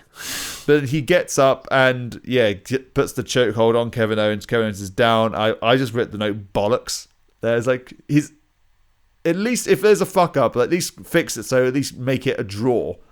Like both men can't get to their feet. One is actually knocked out, cannot stand, and one cannot get to his feet because of the handcuffs. So if you have to do another match, I don't know. Or just nick off the finish. Nick off the similar. Was it top like most not last man standing or matches where they have like they jump off something where they're both taken out, but the one person just gets up. Type spot. I mean, come on. I mean, out of all the big spots they did, someone being pushed off a high area, someone put through a table, someone getting swanton bombed on a table, all these kind of big spots, someone getting run over technically. All these spots, right, that could be match enders. And they ended it with that. Yeah. It's kind of disappointing when you think about it. I think that's the problem when you kind of do high spots after high spots. And then big moves, but then it's like it's the crappiest thing ever that ends the match in the end. Yeah, I get it. Fatigue sets in, but you want to have a big finish. Surely, either someone's trapped, cannot move, or there's a big old fall, whatever it is, and someone just about gets to their feet. That kind of like Rocky kind of moment. So it's like KO looks great because obviously it would have been like Johnny lost because basically and Roman Reigns would have still been badass because he won. So everyone won. But I mean, it doesn't really cheapen KO because this is again, I think they know how to write him now. So I think he's going to be doing some cool stuff in the future and like set up some cool stuff there. But yeah, the finish was it's the perfect example of a match that if the finish isn't right, can ruin it for people. Sure. The match was very rushed, I thought, as well. But I mean, it was finally fun, though. I mean, it's one of these matches that again, these kind of stipulations, you're always going to have some spots. It's going to be fun to watch. It's going to be good, but yeah. But I guess it's one of those matches that probably didn't really help that it was on a Royal Rumble where most of the time is going to go to those two matches. So it's one of those matches that you kind of think sometimes you wish maybe you could have left it for maybe the next pay-per-view, and this could have been the feud ender. Like, it could have been a situation where Roman Reigns went, I've got to get this gnat off my back, get him out of the way before I go to WrestleMania, and then he might have given it more time. But yeah, I mean, again, I was enjoying it until like the obvious fuck up at the end, where it's like the handcuffs weren't working. It's like, damn it, and then just like choked him out and ended it. It feels like that did feel improvised more than anything else. Like it was that easy. Just push the ref down again. At least stop the count that way. Well, you don't want to get fines though, do you? You hit one ref, but two, I mean, but it's not the Attitude Era anymore. You can't be hitting refs. No. Can't be hitting 2, 3 refs. But yeah. But overall, I mean, it was fine. I mean, to be fair, it's like one of these matches. It's no Harmony one. The finish was a bit disappointing in the end, but we all knew Roman was going to win. We all knew KO wasn't. We were just hoping that the match would be entertaining, and except for the end, it was really rushed and bollocks, as you said. It was a good match in some ways. So yeah, and always it was Roman again looks great. And I don't think he's losing that title anytime soon. I don't think so either. But again sets up the main event of Royal Rumble, and obviously, as you said before, I think this was it the men's last year, as you said. So it's 2 years in a row when the men's finished the show. 3 years in a row. But again, 3 years. My God, they kept bringing up about people winning. No one's won 3 Rumbles no one's won 3 Rumbles. Like, only person that's done it is Austin, but that's Austin. But anyway, obviously we're talking about the men's Royal Rumble match to end the Royal Rumble. Yes, again, going into this match, kind of like who was going to win. Again, I put the obvious choice for me was Daniel Bryan. Was my pick. I was the same.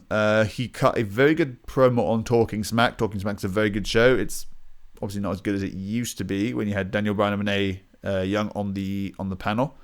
But you can get some really nice kind of like sit down promos. They're not screaming in each other's faces, but it's intimate. They are getting each other's faces with these big old statements. And Daniel Bryan's monologue was basically pretty much a threat to Roman Reigns and to Paul Heyman. Going, everything I've done in my career, I've never won a Royal Rumble. I've basically had the kind of end point where I've main evented WrestleMania and won, but a Royal Rumble I've not won. That's something I need to achieve. So I'd say he was the safe pick, the safe bet. Sheamus being another one, Keith Lee, but obviously there was coronavirus. Braun Strowman got a very last minute kind of push. Yeah, I mean, I got to be honest, when he came out, what was you getting to when he came out last? I was like, oh no, I don't want that match. Don't do it. No. Don't do it.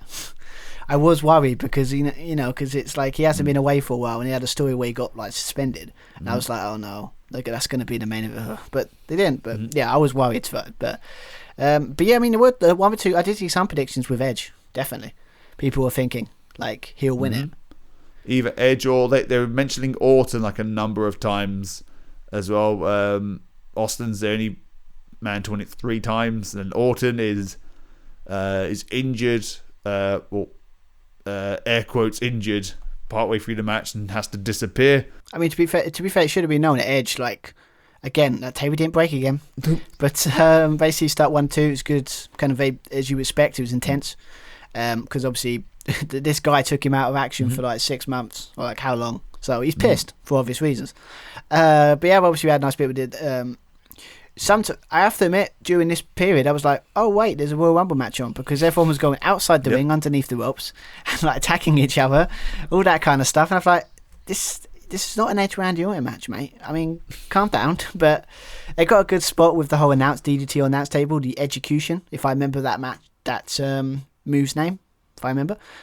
Yes, but again, this is what happens when we don't have a Spanish announce table. It just that thing broke all the time. But this table was like, nope, don't want to break. The Spanish announce table took their table and went home. It's like, no, fuck this. You're not breaking our table. No, it's like, I'm fed up with this. I'm fed up with this. Every time there's a table spot, it's my table. So I'm going home and you can break somebody else's table. But yeah, he had that bit, and obviously took him with the chair, took his leg out, and as you said, they kind of made it like he's out. But we kind of, let's be honest, we kind of, I thought it a little bit, but then I thought to myself, nah, because they're going backstage during the Rumble, they're like properly bringing it up, as you said. So you kind of knew that if he's coming back near the end, he's coming back for the. The annoying thing is, we didn't even get the bit at the end where it's like you thought he was the last one. It's like it didn't even give it a couple of seconds. Well, that's awesome. That's opportunistic. I would have done the same thing if I were Orton. Go straight into it. He thinks he's won, completely off guard, bang. Very Edge-like. Yeah. Ultimate opportunist. That's why I love Edge. Edge will always be my favourite heel. Yeah. And that's saying something when I was got. But yes, obviously it's them two, and then we obviously got the Mr. Conspiracy himself, Sami Zayn. Makes sense because yeah, another favourite heel, and yes, it does make sense. The whole kind of conspiracy, being screwed out of the IC title. He did a promo backstage with the New Day where he was talking about, I'm quite surprised I'm not 1 or 2, and he comes out at number 3. It's like yeah. But to be fair, that's why his character's great, because it's like he can just, if anything goes wrong to him, he can just say conspiracy. They're out to get me. Such a heel move. I love it. I'm loving his work. I'm looking forward to watching that documentary as well. Oh, please tell me to actually. I know it sounds silly, but I really hope that actually is a documentary. It actually is like that's his 24. You know, like what was it, specials like Sami Zayn. Oh mate, there's comedy gold in that. I can't wait. I hope that is a thing. But yes, obviously that, and obviously had a bit with what was it? Sami Zayn was kind of directing traffic, as they say, kind of trying to get everyone to help him. For once, like everyone was on his side, and everyone can help him instead of everyone turning on him. We had Mustafa Ali. That's obviously that Kofi. It kind of sucks. Would have been if Kofi was in there, would have had a nice feud there, but obviously Kofi's out. And then we have Shinsuke Nakamura. Yes, and again, music's Fantastic. back. Awesome. We might be able to get the like a face Nakamura again. Good. Love it. Please, more of that. And actually push him as like this, like he was in NXT, like he's badass, like kind of like specialist of strong style, hard hitting. Love that. That's what made him great. And if they could do that, could be a resurgence of Nakamura, as well as the very nice resurgence of Cesaro as well. So I've noticed lately on SmackDown. But yeah, obviously after that we had Carlito Caribbean Cool. I heard something really sad about him, actually. I heard something like he didn't think anyone will remember him. Oh really? Yeah, it was like apparently like headlines like, really? You've got to be honest. He's got one of my favourite debuts I've had. It's not the most memorable, but it's one I can remember when he debuted against John Cena and won the US title. I remember that on his debut. Yes, I remember it because it's like it's how I always want to win a title, by using some sort of projectile weapon and hitting him around, knocking him straight out, and win the title by cheating. Two things I will say about Carlito. First off, he looks fantastic. Yeah, he's definitely been.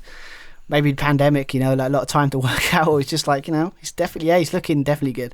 It's great. It's great to see him like that as well. I didn't realise there was that much protein in apples. Mate, if there was if there was an apple company, I'd be like, mate, he's the perfect. Like they could push him. Like, yeah, this is what apples do to you kids. Very good. It's great as well, isn't it? And obviously his gimmick is, I spit in the face of people who do not want to be cool. Who does he square off with? Not Sami Zayn, not Dolph Ziggler, but he squares off against the coolest man, the man who is so cool it looks like it hurts him, Shinsuke Nakamura. It's like, why would you try and spit in the face of Shinsuke? He's the coolest member on the roster. I know, but I think what I love about it, I think for me that felt like, I think that's what it was when I was saying no one could remember him, because Nakamura obviously remembered him. Yeah. It's like, the guy, yeah, he wasn't like top of the bill, but I liked his character, and he put on some cool matches. them promos they used to have, like that debut one, when I think I watched it back before this, where it's just like, he's like, I'm cool. Yeah. I don't like, I spit in the face of people that don't want to be cool. And it's just, it's so nothing crazy, but he done it so well. So yeah, I'm so glad. I hope, and he was one more this week, so hopefully it's just he stays around, because he's maybe he could have an MVP type situation where he finds his role and he can stick around. Didn't he have a talk show as well? Oh yeah, I can't remember what it's called though. Was it Carlito's Cabana? Maybe. What was his talk show called? I need to have a little Google of that. Yeah, I remember that. It's just it's like anything. Everyone's got a talk show now. Everyone's got a talk show. It just reminds me of that thing from weird analogy, but it's like when someone says everyone's got a gimmick now. It's like everyone's got a talk show host. Everyone's got one. It was the Carlito's. It was Carlito's Cabana. Was it? Oh, okay, that's pretty cool. But yeah, again, it's we keep forgetting. I think when he like the first undisputed tag team champions with his brother Primo.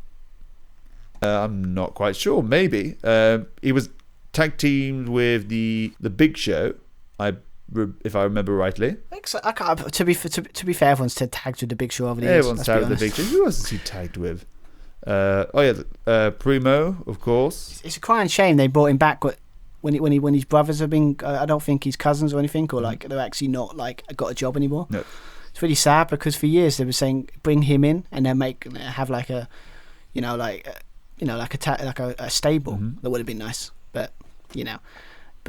Yeah, but I was just really sad when I heard that story. It's like when someone said, "Oh man, it's like I didn't think anyone would remember him." It's like, no, mate, we remember him. I remember you. Kaiser. Wrestling fans remember. Drew McIntyre had a similar thing as well when I was watching his.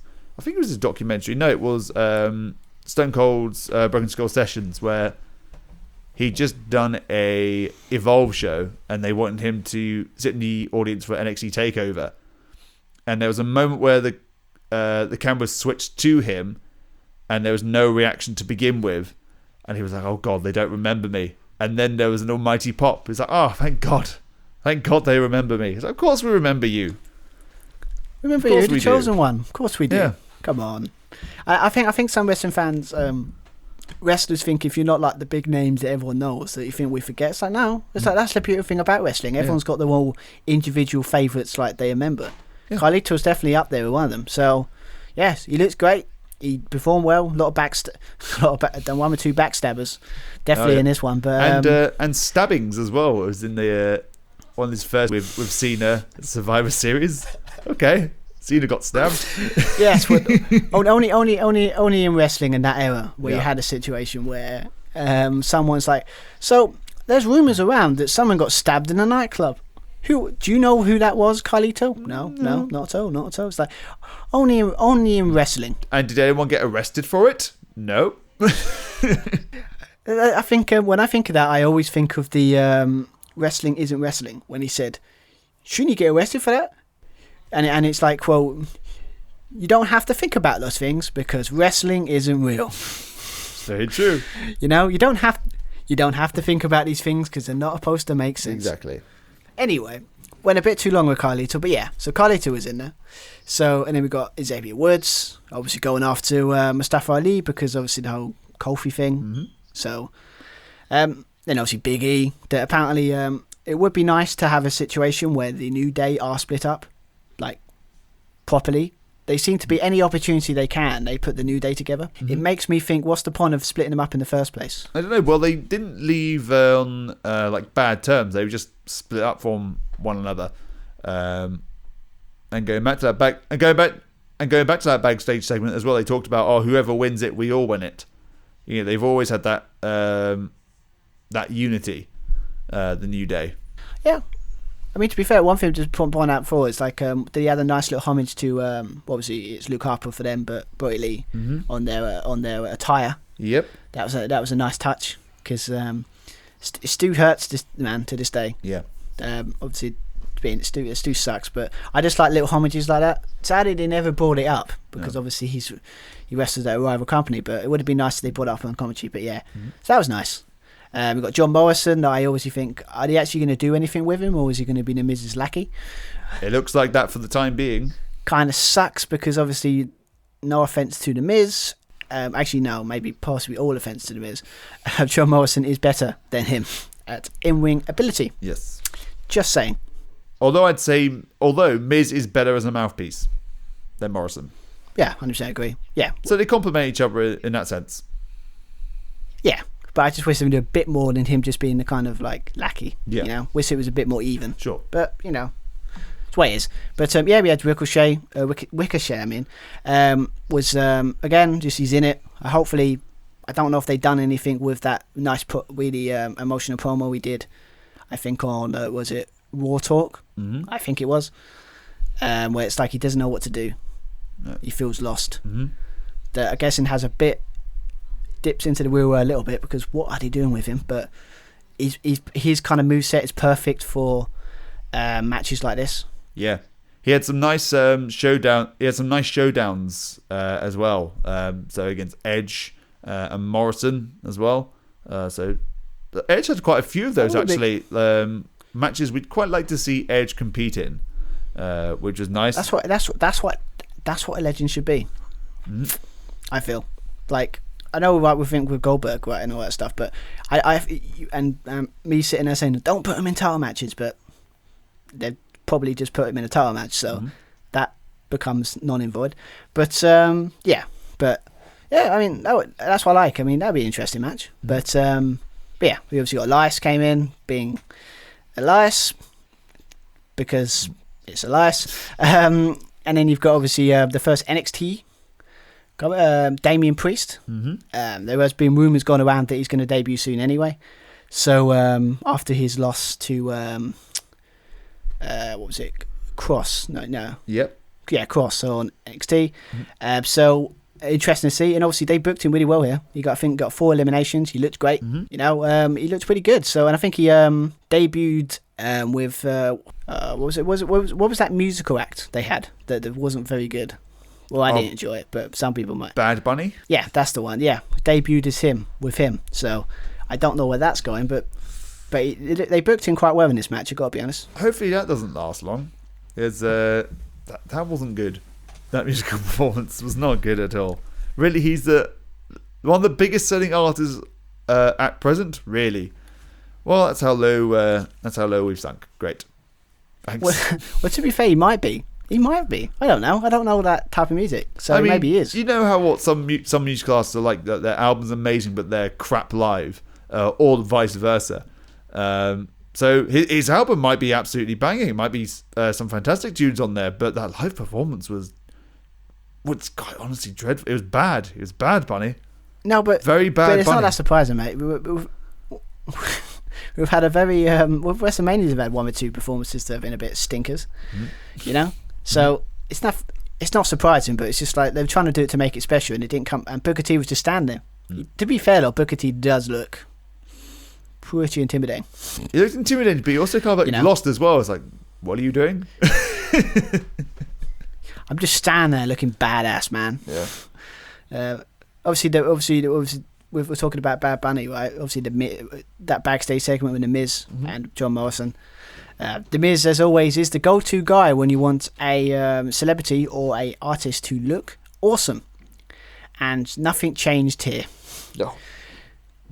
With that as always, seems to be a thing lately. With obviously, you had Snoop Dogg with NEAW doing the frog splash, not a very good one, but one nonetheless. Obviously, when you're a celebrity, you're bad. You have to do some sort of spot from the top and have to jump. Has to be done now, right? Of course. But at least they set it up this time, so it didn't come random. So it's nothing, no harm there. Nope. Yeah, and then obviously we had Matt Riddle, not just Riddle. Yeah. Again, he could have said that he could have been a dark horse if you really wanted to go really crazy. Nice face off with Nakamura, which is good. And he also had showdowns with Daniel Bryan as well, where later on in the match they had lovely kind of catch as catch can wrestle on the ground, very kind of MMA Brazilian Jiu-Jitsu kind of influence. That was lovely to see. I mean, seriously, Dan Asuka, that match is going to happen at some point. Yeah. I mean, because I've heard rumours of that match for Cesaro we had was like probably like top notch, like best match. So it shows, like Nakamura versus Matt Riddle. Like, yes, please, that would be a great match. Yes, please. Both similar styles, but obviously Danny Bryan, my pick, most people's picks. Kept thinking he was going to win it. We had a nice little reunion of Team Hell No. It's kind of nice. I found quite touching. Yeah, again, it's only sad. The bit thing about that is that would have been nice if fans were there, because it would have been nice to him say "Hug it out, hug it out," chanting. You had the would have been nice. You had the face off between Priest and Kane, which was quite nice. And to be fair, Priest did eliminate Kane, so that's like what a big rub that is. Like, took out like the person that's got the second most eliminations in Rumble history, if I remember. I think Roman take that spot. No, I think Lesnar got that spot now, hasn't he? Rather than last year, I think he got. Oh yeah, he broke the record, but Kane has the most overall eliminations. So to him to eliminate that in that match is a big.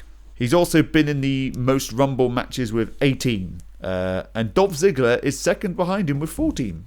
Yeah, Sorry, Delph. Sorry, Delph. Yes, and then they have everyone's not favourite person with King Corbin.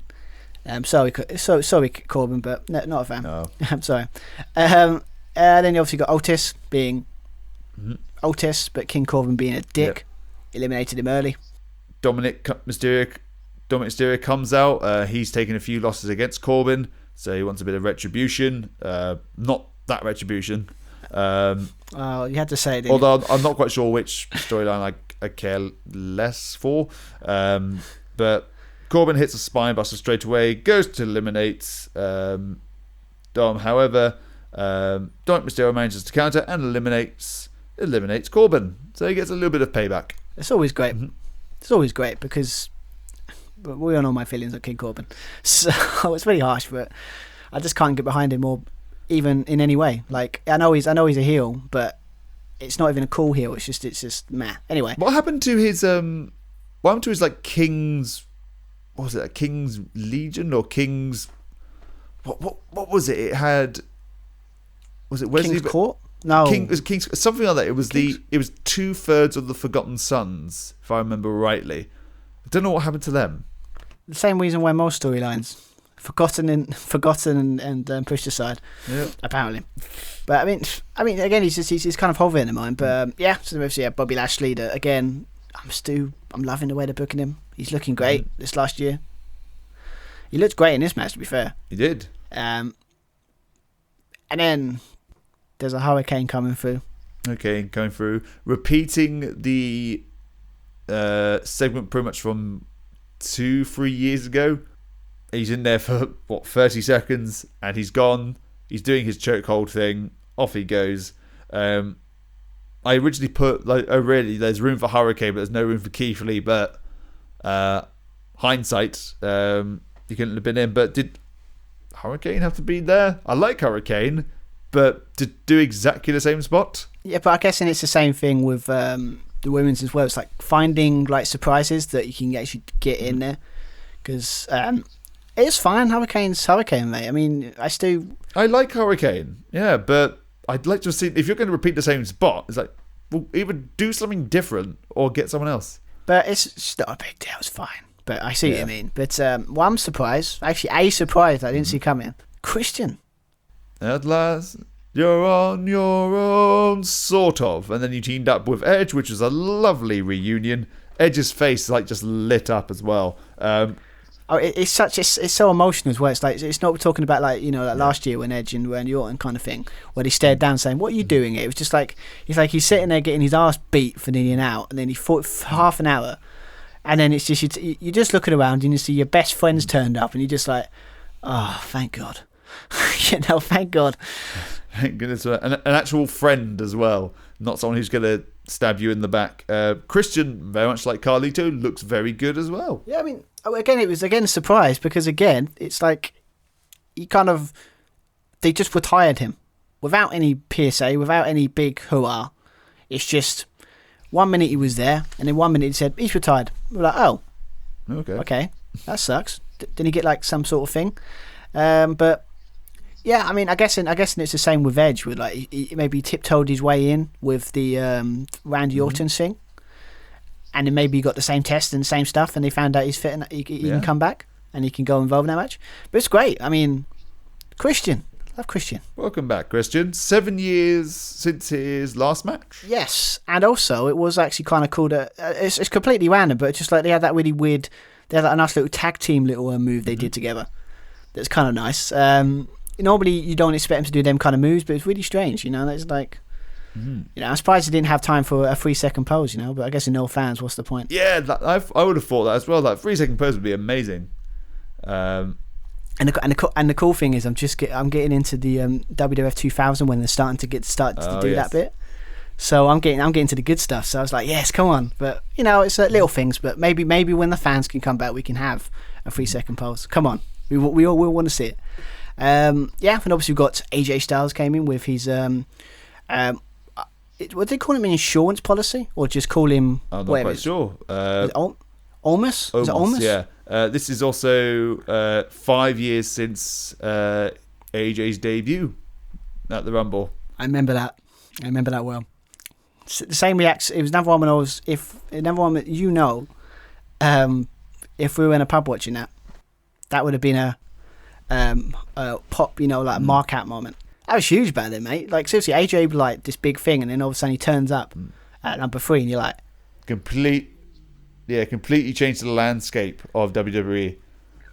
AJ Styles is in the house. He's one of the rare people that they've actually booked well. I mean, anyone from any rival company, they'd be like, nah. Yeah, you were good in that company, but you're in WWE now. You got to act in our rules. But like, they pushed him. I remember when he lost to Jericho, I was like, no. I remember he's buried. And then a couple months later, he won the WWE Championship, had it for a year.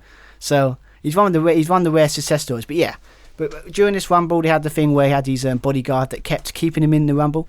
Yeah, Omos had to save him quite a number of times. I guess that was the kind of moment you were talking about. Like, we don't have Morrison or Kofi Kingston doing those dramatic kind of saves or saving themselves. So we have Omos to do it, to catch you and place you back in the ring because he's about 10 foot tall. I mean, to be fair, like, the guy's like intimidating as hell. The guy's, I think was it John Morrison or someone? He chucked him off the apron and he like chucked him over the table, announce table as well.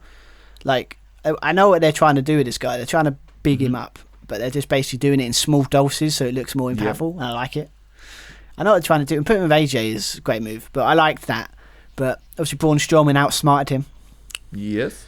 By like saying, no, you want to like throwing him on the like. Again, using smarts for a change. To say, oh, you want to be there when I chuck you out? Okay, I'll just go on the other side and chuck him out where you're not there. So he gets eliminated. I would have thought he would have been the final four, because AJ kind of always is. But it's one of those things. But obviously Rey Mysterio. That's awesome. Kind of hated the whole thing with the, what was it? The thing where they kept promoting beer during a bloody Rumble. Oh, yeah. It's like, this is not the fucking Super Bowl. I know, it's like really annoying. I don't know what it is. It's just that they're really trying. I think it's like really trying to get it done quickly. Yeah. Let's get it done. It's like, mate, for God's sake, that's what the beginning of the Rumble is. Don't do it. You've got all your things in between your matches, selling the or promoting WWE shop. You can have your advert there. I don't want it during my matches. I know, and especially, it's like, yeah, he's an ambassador to beer. It's like, cool. Great. I guess. But it's like, nah, I don't know why they did that. It's very weird. But yeah, then you have Sheamus that was, I guess, face at that point, but now is a heel. Shocker. Cesaro, again. Cesaro's been great last couple of weeks. They've actually pushed him as a monster, or a badass that he is. He's actually getting mic time, which is good. He had a little team-up tease with Sheamus. They were in the tag team called The Bar. However, Sheamus knocks him down, starts swinging. What are you doing, man? Well, every man for himself. But, yep, there we go. Do you know what? I can't remember. Like, I know this might be because I don't watch it as much as I should, but like, I can't remember last time I saw a swing. I'm pretty sure he's been doing it whenever it's his signature in his matches. I know, but like, when was last? Probably because it's like they never really made it like prevalent for a while. Like when I've been watching anyway. I don't know. It's just it's what made him cool, because he could do the swing and everyone loves that. The swing, the European uppercuts, I really like, especially when he really throws himself into them. I still think that's a great finisher. Yeah. Like chucking him up and then doing the uppercut, like it looks devastating. That's good. But so that was great. Obviously, another kind of shock return, I guess, when you consider that his wife or fiance just had a baby. Seth Rollins is back. There was a beat in his music. You've got the kind of angels singing like, oh, that kind of choir, and then there's a beat. I'm waiting for, is it going to go back to burn it down? It's like, oh, we're going to go back to normal Seth Rollins, to Monday Night Rollins, not Monday Night Messiah Rollins. But no, we still have the Messiah Rollins. Yeah, I mean, to be fair, I like it. I got to be honest with the way in the sense that now they got away from that stupid Rey Mysterio thing where it got ridiculous near the end. I went to gouge my own eyes out. You know, it got too much, right? So now he's back, and from what I've been reading, where it looked like it's setting up. Obviously, now I hate Seth more because he eliminated my man. Yeah. What a dick! What an arsehole. Well, as Carlito would say, that's not it's cool. Not cool, man. What was cool though is we got the little exchange between Rollins and Riddle. That was quite fun. Oh, do you mean the thing that they said would never happen? Would never ever happen. So I was like, it'd be so amazing if Seth Rollins just decided just to exit the ring, just throw himself over the top rope. Like, nope, he's that petty. It's like, no, I'm not going to wrestle you. Bye-bye. He's probably been told, or maybe having a kid has humbled him. Maybe. I don't know. Maybe he's going, it's good for business. But, so he's back, and obviously number 30 was Braun Strowman. I was panicking as hell at this point, because I thought, oh my God, they're going to, aren't they? He's going to win it. But, I mean, again, it was one of those things where, again, with the final... The problem with it here is, like, with Daniel Bryan out of the way, I was like, I don't know who I want to win. I mean, I want Edge, but then I thought, well... But I like the kind of thing at the end where kind of Rollins is kind of like trying to get Braun Strowman to like help him out, We'll take out these legends, New we'll guard take against the old guard. And then Braun was like, oh, it's very Austin. Like, not happening. Attacked him, but again, it's when I thought about it, it's just like I didn't think Edge winning it. It didn't crop in my mind at all for the match. I think I was so focused on Daniel Bryan winning it because he was my pick, and I thought that made storyline sense. Yeah, once Daniel Bryan was eliminated, I thought, okay, Edge has got to win it surely. And they brought up the endurance as well, so it made sense that when you think about it in hindsight, it made sense with the whole thing. Like he's been in there from the beginning, like nearly an hour now. But yeah, I mean, I gotta be honest, they're lucky. I gotta be honest, if there was fans in that arena, I just realised if there are fans at the arena, I don't think it'd be like 2014 level. But I think the fans would not be happy that Daniel Bryan got eliminated. No. He would have been the favourite. He would have been the favourite. I think we would have settled for Edge. I think that would have been okay. But say if they went down the route of say like Sheamus winning or something like that, or like Sheamus, I guess, was a face tweener, that kind of thing. Yeah. Otherwise, it could have gone south very quickly. But fortunately, Edge and his story, we're so behind Edge and Daniel Bryan on both their stories, actually. So I don't think the reaction, the uproar would have been too bad. Plus, Daniel Bryan can still... It's likely he can still go against Roman Reigns at WrestleMania. He probably will, but I just think it's one of... But then to be fair, it's like I'm acting like he's going to retire anytime soon. He can always win it. You can always do that person again. He can always win it next year. Daniel. We're finding a spot for you. Nice little spot for you. It's like, number one. But yeah, but I think it was just for things like it felt like it was set. But then again, going for the match, it kind of, as I said, like kind of maybe before record. I can't remember if we done it before record or anything, but I should have known better. Yeah. Because obviously, when you're going for the show, you're going, well, they can't have two SmackDown wrestlers win because that makes Raw look bad. Not Raw, not the A show. So should have known better than they would have done a Raw superstar winning. So obviously we had the final two of Edge and Seth. No one in a million years thought Seth was going to win, but you never know. Would it be the idea of having a maybe a Seth versus Roman Reigns match again? Doesn't appeal. No. Not yet, anyway.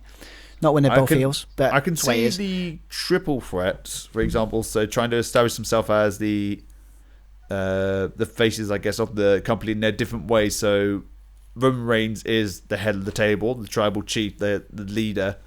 Seth Rollins is the Messiah, and then you've got the people's favourite, their chosen one, Daniel Bryan. That triple threat match could work. I wouldn't be against it. I mean, three great workers will make it awesome. Yeah, I'll be up for that. But I mean, I make it. To be fair, I'm just making it sound like God, Edge won. It's like, no, it's Edge. Yeah. Love Edge. We love. If anyone knows this, like we know, it's like me. It's like one of my favorite wrestlers of all time. And it's like it's a weird feeling when he won it. It's like, as I said before, it would have been nice for just a couple of seconds where we thought he won it and then Randy, but it's like they clocked it on like seconds. Yeah. There was like they didn't even bother to ring the bell. It was just like you were like, oh, he won. And like, and it's like before you could think why they didn't ring the bell or why he didn't want it, and then Randy Orton shockingly, what a shocker. I was surprised. I mean, I was waiting for it. It's like, okay, Edge can eliminate Rollins and Strowman. Oh wait, no, Strowman's already gone, so eliminate Rollins. Okay, that's going to happen now. Randy's going to come in straight away and either really piss everyone off, and he's going to win it for the third time, equaling Austin's record. Because they would do that. WWE, they would do that just to spite us, because they're nasty like that sometimes. I would have quite liked that final two to go on a little bit moment longer, so they can have, I guess, their match within the match, so their repeat of the greatest showdown of all time. Maybe do like a few callbacks to segments in there, but granted, Edge has been in the ring for an hour, so yeah, like let him, you know, pause his first match in 6 months, so yeah, give him a break. But I see what you mean. But yeah, I thought it'd be one of those finishes where it's like, as you thought, it's like he comes in, eliminates him, and like he sneakily wins it. But Edge always think with Edge like, mate, I wrote the book on Ultimate Opportunist. Don't try this on me. Reversed it. I think he hit RKO. I know. He did hit that first. Got him to his feet straight away. Edge counters, throws Orton over the top rope.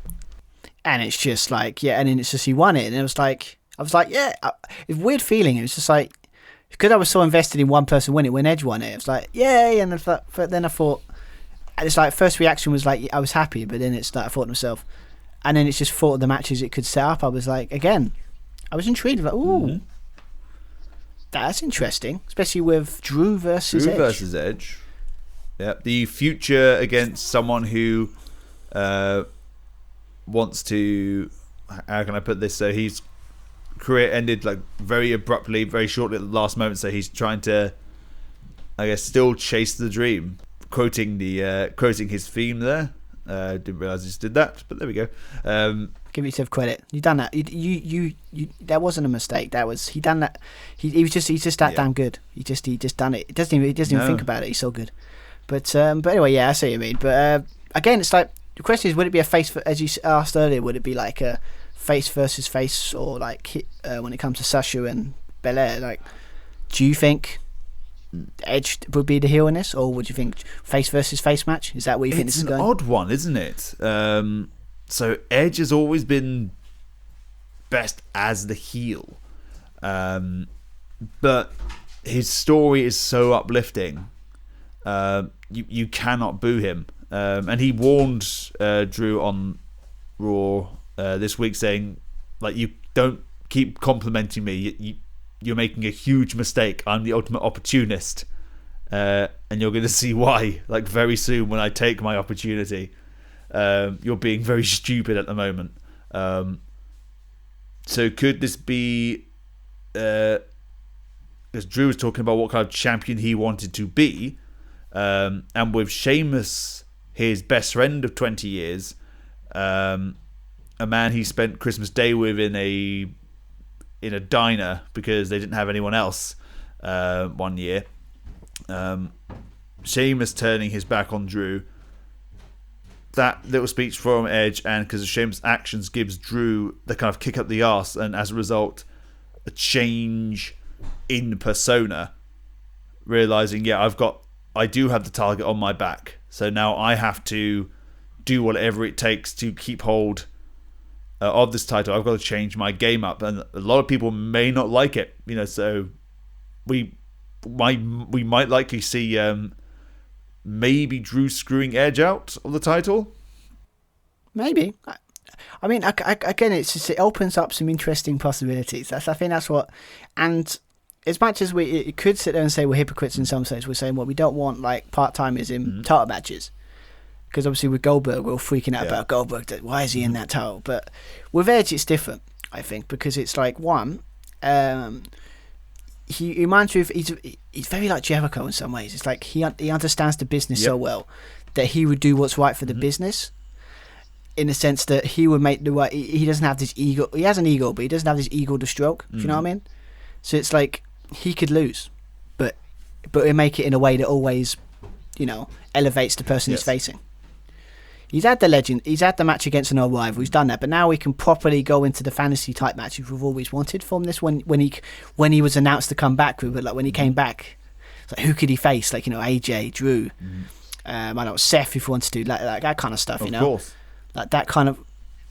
And now we get a glimpse of what, like, it's the perfect match of old versus new. Generational match. It's what WrestleMania main event should and be. Edge is in the in the best right way. physical shape, I guess, of his life, of his career. Whereas you've got Goldberg, who can just about do a jackhammer. Yeah, and also we've got Edge was like, I think it's also an award for Drew because all his hard work he's done over the year. Of that, they trust him enough to go against Edge, like that he can, because it's like they trust him enough to go against Goldberg because, again, even if that match kind of sucked for 2 minutes, it was all right. It was still a better match that Goldberg's had for like a while. So you could say kudos to Drew for that, because they trust him enough to go against this guy, and he made it semi okay.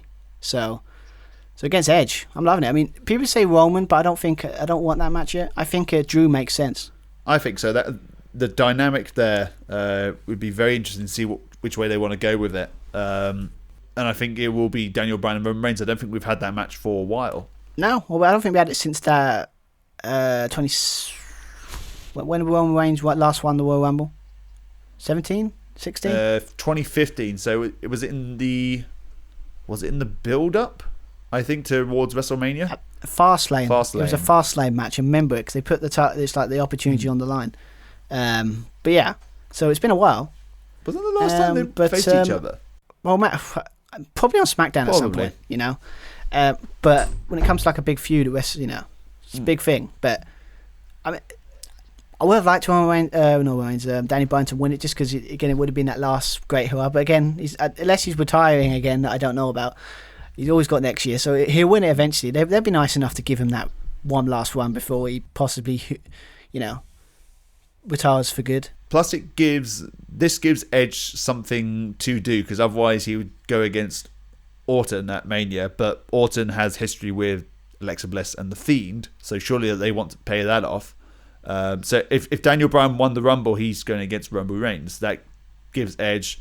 I mean, we can have a dream match, but that kind of that story of chasing the WWE Championship, getting his career back on track after 9 long years. It's very interesting. Will be an interesting thing to see develop, and it gives that you've got 3 solid matches. You know exactly what those 6 people are going to do. Otherwise, Edge would just be out of the equation. Yeah, and it would just be like the situation of just doing what they always do with Legends, where they just stick him in a match that with not a lot of build. And also, it's got that cool, like a legend. Has he still got it? Can he still win the big one? It's a story told in time. It's the perfect story against the Drew that again deserves this, because he's been brilliant last year. And I think he could make this great. And again, Drew's always, like anyone, needs a good opponent, and he's got with a Goldberg, so we don't have to worry about that for a while. And he's got Sheamus probably leading up to WrestleMania. And then if he can get past that, he's got the ultimate opportunist that would do anything to win. So I'm excited. Gotta be honest, I really am. And I think Edge wasn't the pick I went for, but it's still Edge. Come on, he still ended the show happy. Is that like that's 3 Rumbles in a row we've left happy? 4, I think. They know. I think they're getting the message, mate. Yeah. That's like just leave us going. You know what that means, don't you? That means we either do a really bad Mania or a bad Rumble very soon. Surely, we'll do a bad one. I mean, to be fair though, I mean last year's one wasn't great, but that was more for the circumstance other than the actual. Yeah. Otherwise, it would have been good. The payoffs, like serviceable. Imagine the reaction. You still had the Firefly Funhouse. Like stick with that. That wouldn't have been a cinematic match. I think that's the only positive about the pandemic stuff. It's got that made that creative choice. They've got to try something different, and it worked out great. So, but yeah, I mean, it seems like the end of Rumble, it's as any Rumble should be. It seems like most of the big matches are kind of set. Yeah. Or kind of where I think they're going. So we've got Baszler and Sasha. You have Drew and Edge. Possibly Daniel and Roman, and likely Orton and The Fiend. Yeah, and I think that's a good card. Very excited card. Especially, it depends though if they're going to do very like they did last year and do a 2-nighter. Because I haven't heard anything saying they're gonna that I've seen. But I don't know either. But when both Bianca Belair and Edge won the Rumbles, they both said they're going to main event WrestleMania. So will they? I guess main event 2 different nights. But WWE have been, especially with longer shows, the Survivor Series, SummerSlam, which are usually 4 or 5 hours, they've actually managed to condense them and have been better shows for that. So they've been no longer than, say, 3.5 hours, 4 hours. I gotta be honest, the pacing. I gotta be honest. I don't think I've actually watched a really bad, like, last couple of months, really bad WWE pay-per-view. Like, you could say they're consistently good, paced quite well, and they're actually quite enjoyable to watch. Obviously, they still don't have that kind of feeling that you're going to go back and watch them. But you don't go, like, for us, obviously, maybe not for you, maybe for me, I'm going to bed happy that I haven't wasted 3 hours of my life. You know? Like, with this, so I guess that's a good way to finish it off, I guess, with the kind of thing, like, so, Royal Rumble, like, as we were talking about, like, good pay-per-views, what's your thoughts? Like, overall, did you enjoy it? Do you think it was a great way to start the year for WWE? I wish Drew had gone against someone else rather than Goldberg. I think maybe just push that Sheamus storyline earlier, although that promo worked out. And if we're going for that story of both Sheamus turning on Drew and Edge's kick up the arse kind of promo, going, watch your back, you have a huge target on you, don't be an idiot, and Drew having a change of thought, change of game plan. Let's see that how that pans out if they go down that route. So with that in mind, I'd probably say, like, maybe Drew against, I don't know, actually. Like, if Strowman suddenly returned, I don't know, and he was going to go against Drew as like a surprise last minute opponent. No. Maybe. If they're repeating matches, I wouldn't mind Drew and AJ again. Bogs down the match, better wrestler. They had the TLC match, but who's the better wrestler? Possibly. I mean, Sasha and Carmella, just a repeat of the previous match. The previous match was better. I'd like to see Sasha go against someone else. The last man standing match was good, but they screwed up the ending, which is a shame. I thought it was going to be Roman and Shinsuke Nakamura. Would have rather seen that. I preferred the women's match than the men's match. I could agree with that. I mean, they're again similar length. Yep, and exactly the same length. Exactly actually. the same, like 20 seconds apart, something like that. And the right people won. If it wasn't, Edge or Daniel Bryan, they were both right to win, and Bianca Belair won as well. So, yeah, result-wise, not bad. It sets up those kind of matches which I'm looking forward to see at Mania. So it did its job. It's not the same without the live crowd and those big used to that. We're used to that by big now, returns. So. I'm waiting for that next big Edge return pop, which I hope I hope that comes around soon once we all come back in for a big show. And they had the audience, something to really look forward to. CM Punk. No. Wow. No, that's not happening. Well, I've seen pictures. He's back in the ring. Maybe Is he's he coming back in the ring? Well, there's a picture with Stephen Amell where he's back in the ring with him. It's like, it doesn't mean he's in the ring. It just means, oh God, but we're so desperate to come back. We'll take any rumor. We'll take anything. And every interview he has, the question always comes up, and I put it up on Twitter once. Who would you want him back, and where would you want him to go? It's always the case. But anyway. But yeah, I mean, I get it was for the first time in a while where it's like everything felt like it deserved to be on the show. They condensed it quite nicely. The length was good.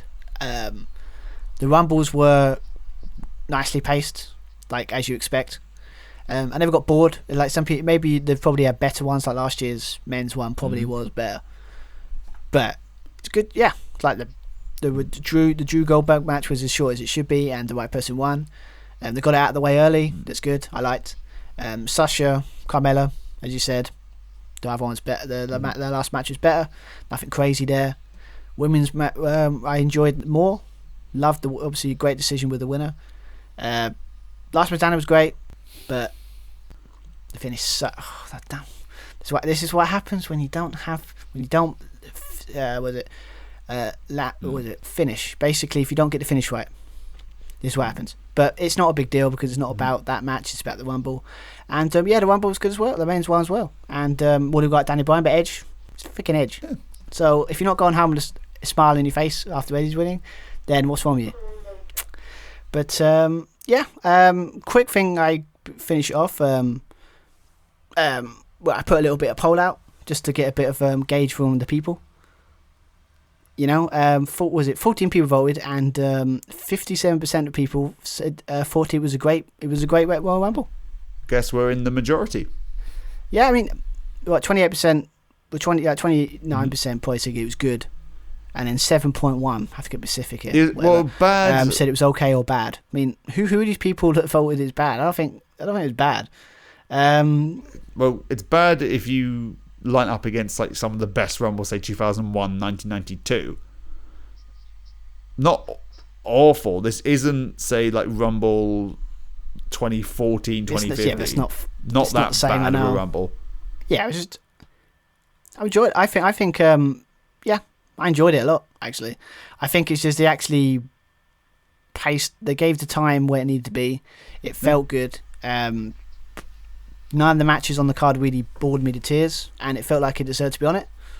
Putting the tag team match in the pre-show was the right choice, and we got one new person in the title scene, and we got an old someone that's an old guard, as they say, in the title scene, and sets up WrestleMania quite nicely. So, if you go by what Royal Rumble was supposed to do, it's done its job. So. And it gave us enjoyment for 3 hours at the start of a very dreadful 2021. So, and I went to bed happy when watching it. So good. So that's Royal Rumble 2021. So So when it comes to, I'm assuming we're going to do NXT. Their takeover on the Valentine's Day. When they call it St. Valentine's Day takeover, come on. Valentine's Day Massacre, come on. You've already gone there, but yeah. So hopefully that'll be, and they've got to have a steel cage match as the main event. Yeah. Come on, of course. There's no Big Show, and then Big Show comes out from the ring and ruins everything like he did. Well, ruins things for Vince McMahon. It's like how when the Undertaker came up to save The Rock and then ended up costing him the match. Judgment Day 2000. Oh, I'm getting into that as well. I'm getting to the good side. I think we're talking about that. It's like you sit there and talk about it, and I'm like, oh, I'm on back to watch that, like show by show. Mm-hmm. So I'm looking forward to that, seeing that again.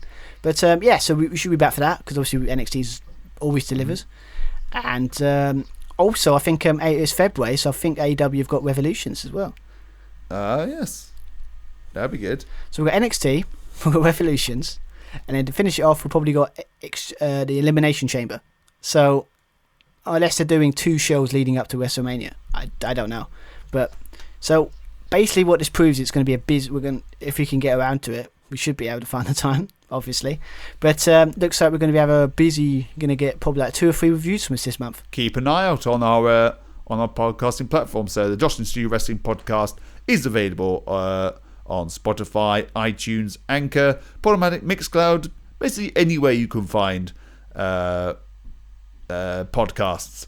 If you want to check out any kind of updates about what we're going, what's going on and what we're up to, especially with our JSPL prediction game, which is on the road to JSPL Mania. We've had our 2 Rumble winners in Better Call Creative and Everything Pro Wrestling. So congratulations to you guys. We'll see you in the WrestleMania Championship game. Which we hold annually. All the details you can find about the game and so much more on our Twitter at Josh and Stu Pod. And if you want to drop us a more formal inquiry, you can drop us an email at joshandstupodcast@gmail.com. Yeah, so as always, this time's always busy for us when it comes to, like, as well as it's busy for the road to WrestleMania, it's always busy enough. But then NXT and AEW had to be annoying and had to put all these shows in February. Like, how dare they? So you're gonna get a lot more reviews from us, but again, it's just great for us because we're going to get some great wrestling. So happy days. So yeah, definitely have more to listen. Go on YouTube as well. Just put Josh and Stu podcast. Starting to put more videos on there. So we're everywhere. You can't get rid of us. That's basically what it is. We want every platform you can think of. So you got no excuse not to listen to us or know how to find us. So no excuse this time. So but yeah. So I guess I think we've kind of destroyed our target of making this a short. Oh yes, didn't we aim for an hour? Yeah, we should have known better. We should have known better than ourselves, right? But to be fair, I think with when you've got Rumbles, you're always going to talk more than that. So, but maybe we can hit it next time. Maybe next time. With NXT and AEW shows, we can probably get around it. But we'll try. Maybe it's an end of the year thing. Maybe we can do it one. Like, it's going to be a thing where eventually we'll get there in the end. So we've got a whole year, so it's fine. So, but at least we tried. But anyway, let's finish it off. I've been Stuart Owen. I've been Joshua Plummer. And have an awesome week. And we'll be back for, I'm going to assume, NXT. So until then, have an awesome week. And bye, everyone. See you.